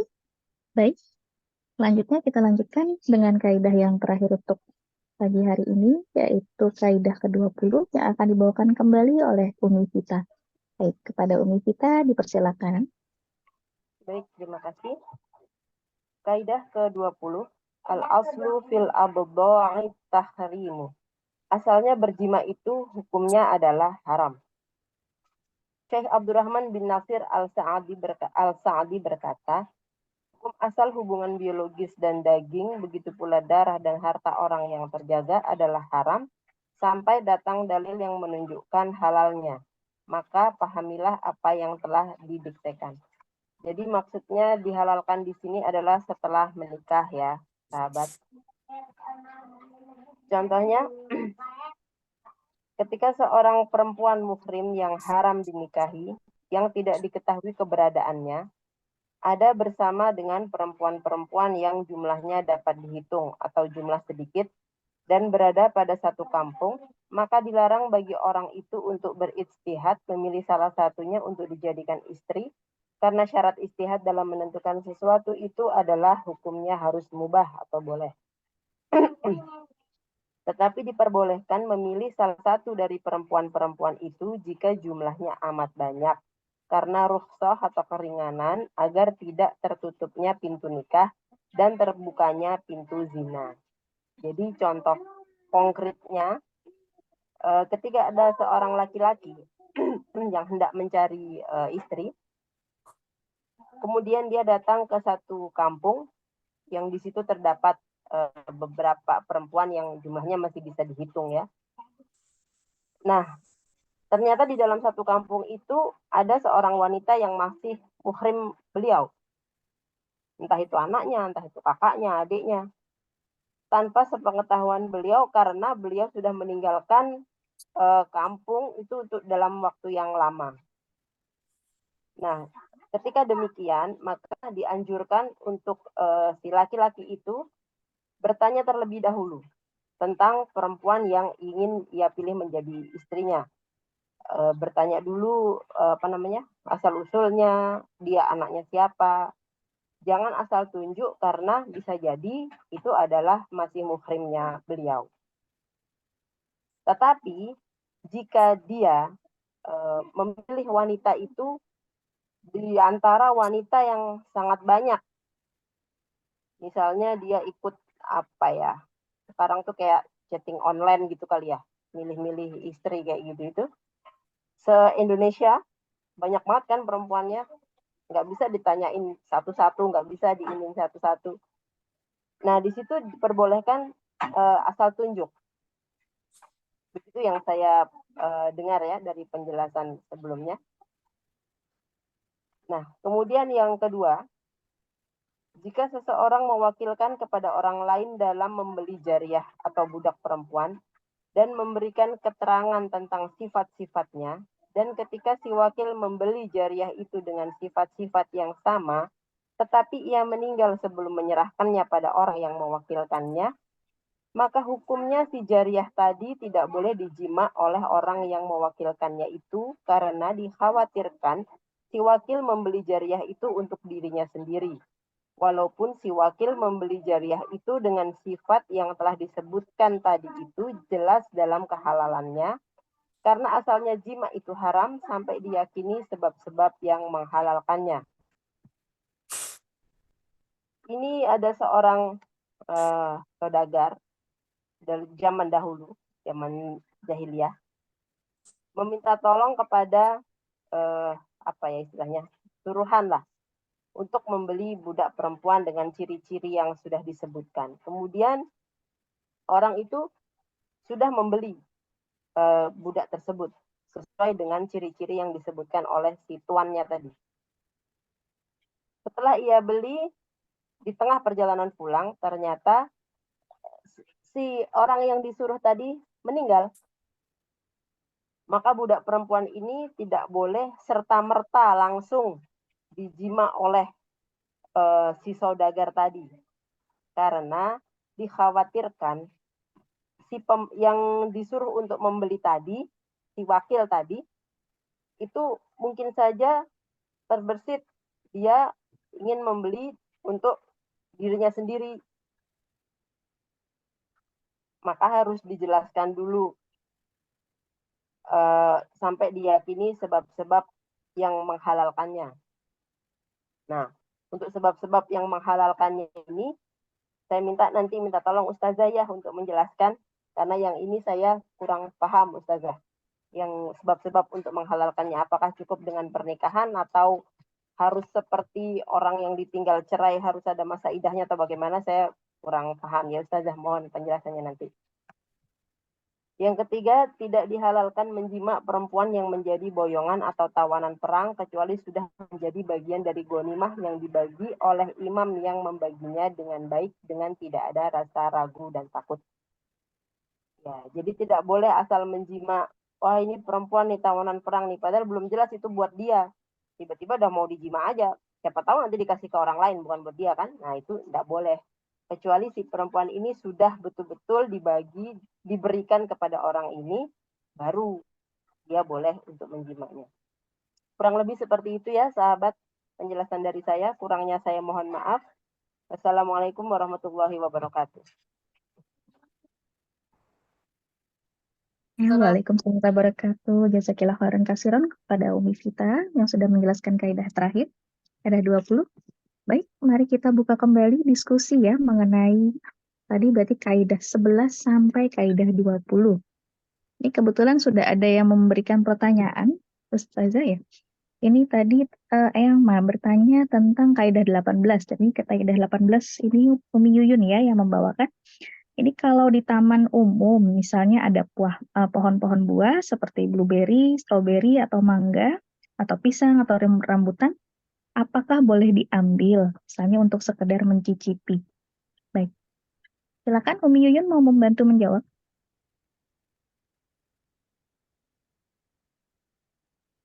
Umi Yuyun? Iya, Afwan. Iya. Apabila ada buah-buah di taman ya? Ya, betul. Afwan nih Ustazah, saya juga belum paham ya. Tapi saya belum berani itu kalau misalnya ada buah di taman yang jatuh. Kalau jatuh sih mungkin masih berani ya, tapi kalau masih ini ya, masih boleh mungkin ya. Apa nanti kalau salah ditolong diluruskan ya Ustazah.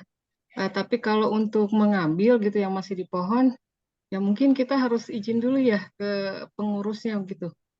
Setidaknya atau kalau tidak ada orangnya, boleh nggak kita ngomong izin ya, Afwan saya mau ambil buah ini gitu.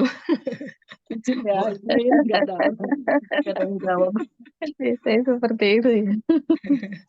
Ya, kurang lebihnya seperti itu, nanti tolong diluruskan lagi ya Ustazah. Afwan ini masih pakir ilmu. Begitu ya Eyang ya, kurang lebihnya mohon dimaafkan. Baik, jazakillah khairan kasiran Umi Yuyun. Baik, Iya, Ustazah bagaimana Ustazah bisa menambahkan Ustazah dari jawaban Umi Yuyun?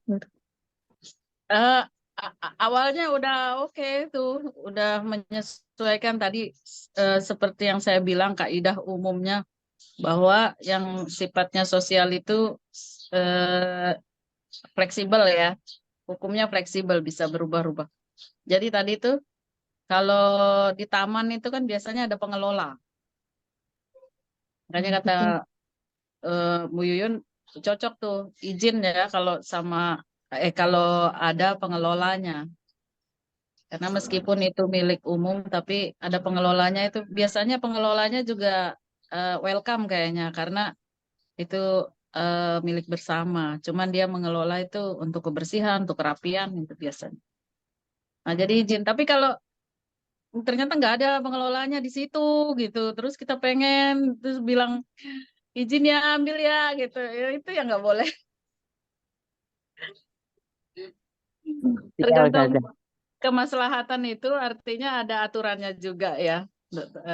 Meskipun bebas tapi ada aturannya. Kita bermasyarakat kan mesti ada ada pengelola, ada apa namanya, ada yang ngatur lah, ada pemerintahnya.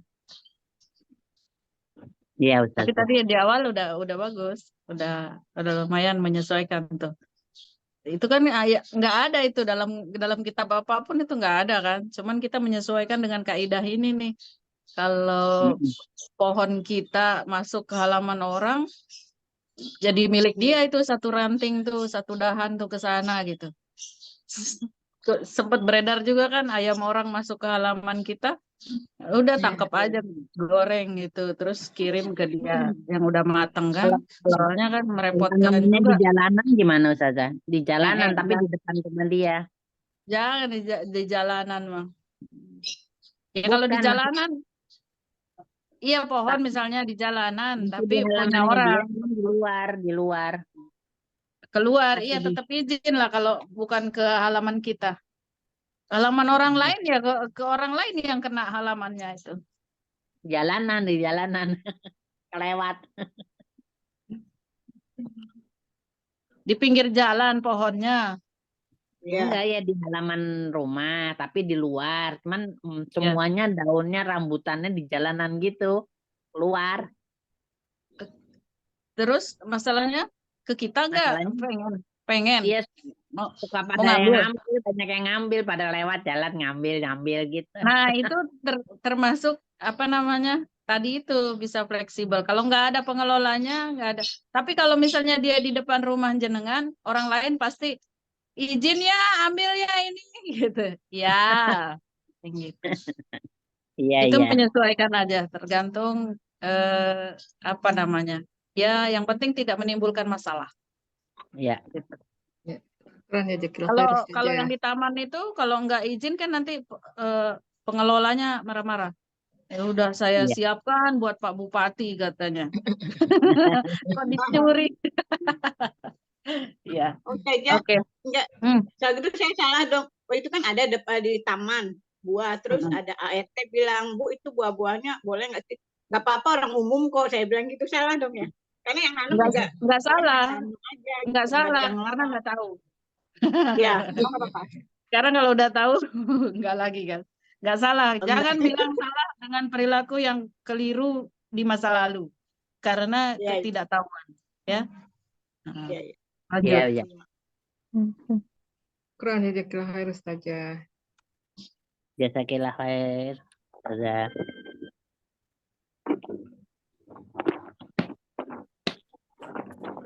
Terus ada lagi pertanyaan untuk kaidah dari ke-16 sampai 20 sahabat. Mungkin ada yang kurang jelas. Tadi Mbak Vita nanya saya itu. Kaidah 20 ya. Kaidah 20 Yang kaidah ke-20 ya, yang terakhir itu. Tadi udah diterangin sebenarnya udah jelas banget tuh Mbak Vita. Syarat-syarat halal ya. Saya udah lihat rekamannya tapi kok bingung juga ya, maksudnya sampai sebab-sebab yang menghalalkannya itu seperti apa untuk dihalalkannya? Ya kan misalnya dia gini, si atasannya itu ini zaman jahiliyah ya. Maksudnya tuh kalau sekarang kan udah nggak ada perbudakan. Misalnya dia minta sama sekretarisnya belikan saya budak perempuan. Kalau dibeli itu budak perempuan tuh kan nggak harus dinikahi sebenarnya kan kalau udah milik. Tapi ini kan nitip. Ciri-cirinya putih, mulus, ada apa? Telalatnya di hidung misalnya. Terus apalagi pakai baju kuning misalnya. Jadi pasar kan mungkin banyak kayak orang jualan buah mangga, mungkin dia pilih, dapatlah di tengah jalan, meninggal kan sekretarisnya ini kan. Nah begitu sampai ke kan mungkin di antar taksi, mungkin antar ke sana misalnya dia dibegal atau apa, tapi yang menyebabkan si sekretaris ini meninggal. Terus nyampe ke tuannya itu, si tuannya itu nggak boleh langsung menjima si budak perempuan ini, karena siapa tahu waktu membeli itu si sekretarisnya itu bilang untuk saya gitu, untuk pribadinya, untuk sekretarisnya itu. Nah kalau begitu niatnya nanti di pasar, maka dia haram untuk si tuannya itu. Memang duitnya duit tuannya, tapi dia waktu membeli itu bukan untuk tuannya, dia karena dia suka, memang ada kriteria si tuannya, tapi dia berniat membeli nanti saya akan ambil misalnya, tapi dia keburu mati. Nah gitu. Jadi harus jelas penyebab bolehnya menjima itu, karena asal menjima itu haram, ya kan? Nah, judulnya kan itu. Jadi harus jelas. Kalau misalnya, oh iya ini sesuai pesanan saya, dia meninggal harus ada saksi dulu. Maksudnya itu pengadilan atau apa gitu. Ya, karena si sekretaris meninggal dan dia sudah nitip membeli budak ini, maka dia diputuskan sebagai budaknya si tuan ini, pengadilan menandatangani baru boleh. Itu tanpa nikah kan sudah boleh dijima gitu. Begitu. Baik saja. Syukran jazakallah khair penjelasannya. Iya, Coach. Ya. Baik, sahabat, ada lagi pertanyaannya? Anda mau Oke. tanya? Boleh. Boleh, Kaidah 17. silakan. Siapa dulu nih? Ada Umi Nia, ada Umi Tini. Ada Umi Tini Oh iya, dulu deh. Baik, Umi Tini. Tafadhol. Saya dulu. Ya, silakan Umi Tini. Oke. Jazakallah khair. Kaidah 17, Ustazah, yang ini diperbolehkan melihat perempuan dan hibah melamar. Nah itu kejadian kalau pada saat melamar, dia pas buka, ternyata nggak cocok yang calonnya. Dibatalin, itu gimana hukumnya? Batal. Batal Batal ya? nggak apa-apa. Hukumnya nggak apa-apa. Nggak apa-apa. Jadi maksudnya jangan pada saat melamar, mesti sebelum melamar udah kasih foto atau apa gitu misalnya. Gimana tuh? Iya, ketika melamar terus batal boleh. Udah berhadap-hadapan menikah, mau nikah, ternyata kemarin apa namanya kebakar kan. Dia menyiapkan pesta itu dia terbakar, tangannya mungkin melepuh. Begitu mau akad terlihat melepuh tangannya, nggak mau suaminya, boleh batal.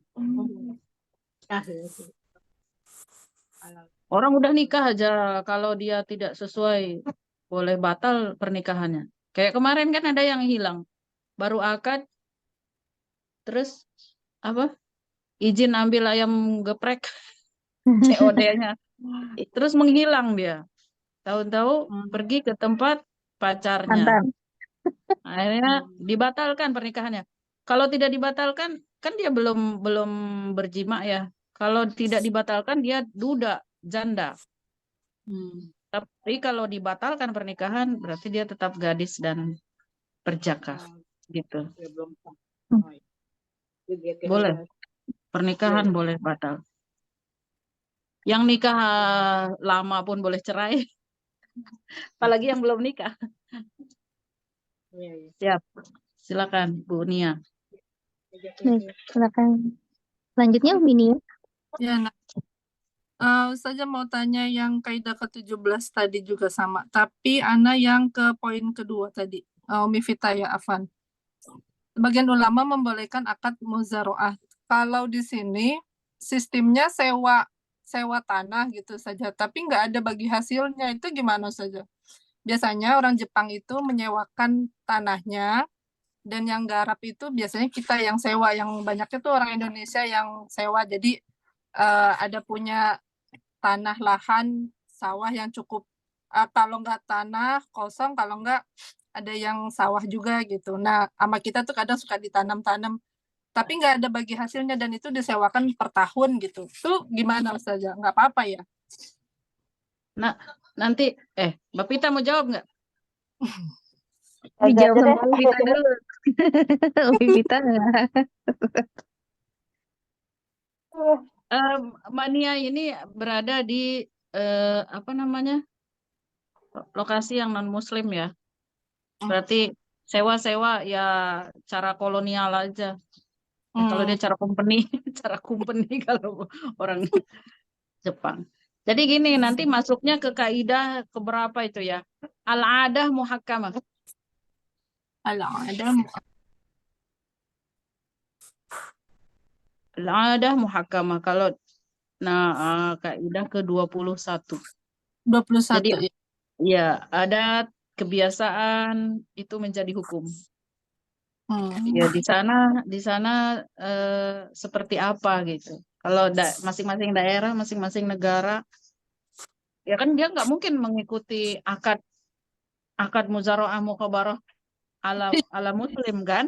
Ya, maksudnya berarti kita kan nggak ada kewajiban untuk kasih bagi hasilnya kita gitu kan Ustazah. Iya. Kalau dia tidak, pasti harusnya dia juga kalau merasa rugi gitu menyewakan tanpa ada bagi hasil kan mesti dia pegang kertas, pegang pulpen, tulis dalam perjanjian gitu kan. Perjanjian secara logika gitu, bukan secara hukum Islam. Gitu. Jadi masuknya nanti ke kaidah al-adah muhakkamah. Jadi kebiasaan di satu tempat itu dia menjadi hukum. Oh, nah. Jadi saat ketika mania itu menyewa tanpa ada bagi hasil, melakukan hal yang mungkin menurut kaidah lain tidak cocok, mania tidak bersalah gitu. Karena ada kaidah yang melindunginya. Demikian. Ya, baik. Enak ya, semua masalah terjawab ya. Kalau belajar ini ya, kita putar-putar aja ke depan, ke belakang gitu. Kayaknya kita tidak berdosa kok. Yang berdosa itu yang menggunjing, yang membunuh tuh. Tapi menarik yang tadi yang tentang buah yang mau ngambil buah ya, misalkan di jalan gitu. Kalau di sini sampai di jalan-jalan juga nggak ada yang berani ngambil. Iya. Karena ambil itu benar-benar jeruk tuh, yang satu jeruk di pinggir jalan itu nggak ada yang ngambil, padahal udah di ujung sampai akhirnya busuk sendiri. Kadang aduh ya Allah, itu ya maksudnya kok mubah banget, aduh kayaknya pengen ngambil, iya mubazir gitu kan, tapi ya memang adatnya nggak pada ngambil gitu Ustazah, malah jadi ada pengelolanya nggak sih itu? Aduh, bisnis itu aja Mbak Vita. Mbak Nia cukup izin di sana, saya ambil kirim ke Indonesia, jualan di Lombok. Mbak Vita tuh. Kalau kita bikin pembenaran Ustazah, selama di luar halaman itu punya umum, ambil aja, halal kok. Iya. Salah banget ya, salah banget ya. Tergantung tergantung ya, yang penting tidak menimbulkan masalah lah. Kalau itu milik umum gitu. Baik. Boleh ya? Boleh saja. Tapi saya jadi ada cerita Ustazah. Saya tuh punya pohon salam, sengaja saya taruh di luar halaman rumah saya. Saya bilang sama tetangga saya, kalau mau silakan ambil aja. Cuma suatu hari Ustazah, sepohon-pohon diambil Ustazah. itu mah ajaib itu. Kurang ajar itu maling. Satu ngambil ampela itu. Saya jadi itu maksudnya nyari nggak ada. Kayak ada tuh yang namanya video orang Arab itu loh, yang sedekah roti itu di tukang roti ya, ngambil seperlunya. Jadi setiap membeli roti taruh satu yang gratis gitu buat orang yang masa diambil satu karung. parah. Iya, jadi ada cerita. Ya baik, sahabat-sahabat, ada lagi nih kira-kira yang mau ditanyakan dari kaidah-kaidah yang sudah kita pelajari ya tadi. Sudah kita bahas kembali dari kaidah 16 sampai 20. Sepertinya cukup. Sudah cukup, Umi sudah cukup? Kayaknya udah cukup. Eyang Mas sudah cukup, Eyang Mas? Ada lagi yang mengganjal? Enggak, cukup insya Allah, alhamdulillah. Baik. Ustazah, bagaimana Ustazah? Ada tambahan lain mungkin Ustazah Eno? Ya, terakhir saya pengen mengapresiasi semuanya. Bersyukur banget ya ngaji sampai titik ini gitu. Dan semuanya berpresentasi, semuanya membaca, semuanya memahami, semuanya saling bertanya. Itu rutinitas yang sangat berkah di grup ini. Itu yang sering saya kangenin. Kalau seminggu nggak begini, saya kalau boleh jujur ya, grup ini aja yang tok-tak gitu, tok-tak. Kalau yang lain-lain itu grupnya dengerin aja terus bertanya satu TikTok apa kata TikTok? udah gitu. Kalau ini kan nyerocos gitu rame. Jadinya kekurangan pemahaman kita menjadi terlengkapi dengan adanya diskusi-diskusi seperti ini. Ya, TikTok nggak apa kerasa kan TikTok? 2 jam itu waktu nggak kerasa kan.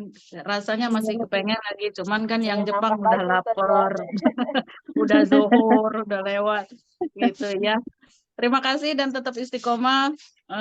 Meskipun nanti kalau udah nggak mau belajar lagi, dibuat grup alumni ini. Kemarin saya bilang di grup itu, saya nggak mau kehilangan orang-orang ini. Ini udah menjadi pionir usul fikih di masyarakat. Grup alumni usul fikih udah. Biar tetap punya kewajiban di rumah menyampaikan. Iya, ya begitu saja. Terima kasih. Wabillahi taufiq wal hidayah. Assalamualaikum warahmatullahi wabarakatuh. Waalaikumsalam warahmatullahi wabarakatuh. Saya hari ini Ustazah didampingi Ena. dampingi murid baru. Masya Sudah Allah. mau Masya offline, Allah. sama saya di sini. Salam kenal. Ya, baik. Selanjutnya mari kita ini ya pembacaan doa ya. Kita tutup dengan pembacaan doa. Ustazah Neneng bisa bantu? Ustazah Neneng?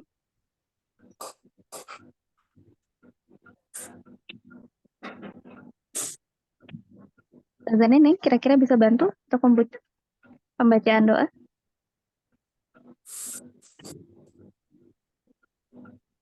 Baik, kalau tidak mungkin bisa dibantu oleh Ustazah Wiwin.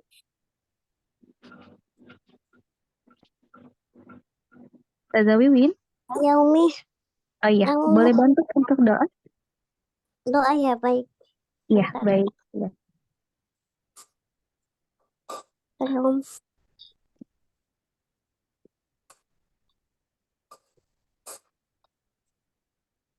Baik, insyaallah tabarakallah, barakallahu fikunna, sahabat-sahabat semua yang sudah presentasi hari ini ya, alhamdulillah.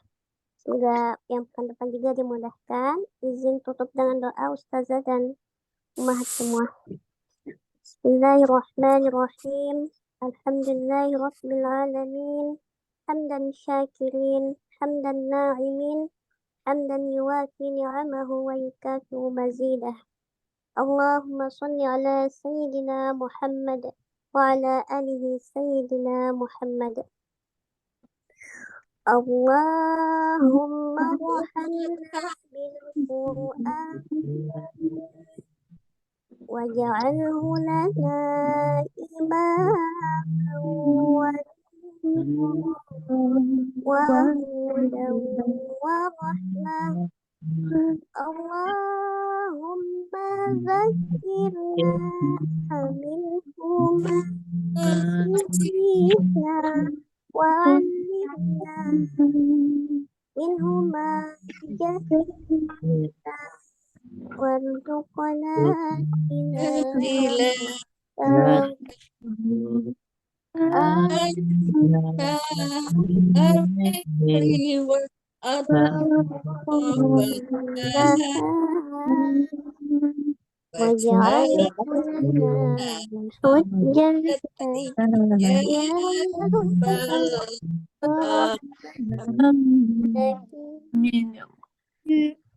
Amin ya Allah.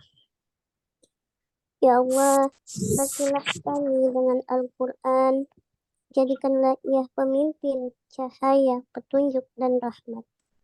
Ya Allah, ingatkanlah kami apa yang terlupa darinya, dan ajarkanlah apa yang tidak kami ketahui darinya. Dan berikanlah kami rezeki membacanya sepanjang siang dan malam, serta jadikanlah ia hujjah penolong bagi kami. Wahai Allah, Tuhan semesta alam. ربنا أنفعنا بما علمتنا رب علمنا الذي ينفعنا رب فقهنا وفقه أهلنا وقرابات لنا في ديننا توسلنا بتعليم أن ترزقنا الواسعة وأن ترزقنا الأمامة Ya Allah, berilah kami manfaat dari apa yang telah Engkau ajarkan kepada kami. Ya Allah, berilah kami pengetahuan terhadap apa yang bermanfaat bagi kami. Ya Allah, berilah pemahaman kepada kami dan kepada keluarga kami serta para kerabat kami dalam memahami agama-Mu. Kami bertawasul dengan belajar, kami bertawasul dengan mengajar, agar Engkau beri kami rezeki yang luas dan agar Engkau beri kami rezeki yang amanah.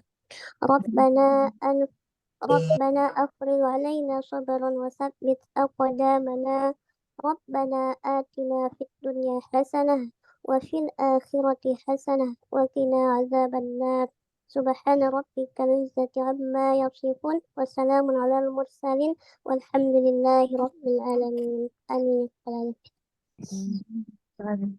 Ya, jazakillah khairan katsiran Ustazah Wiwin yang sudah membaca bersama doa penutup sama kita semua.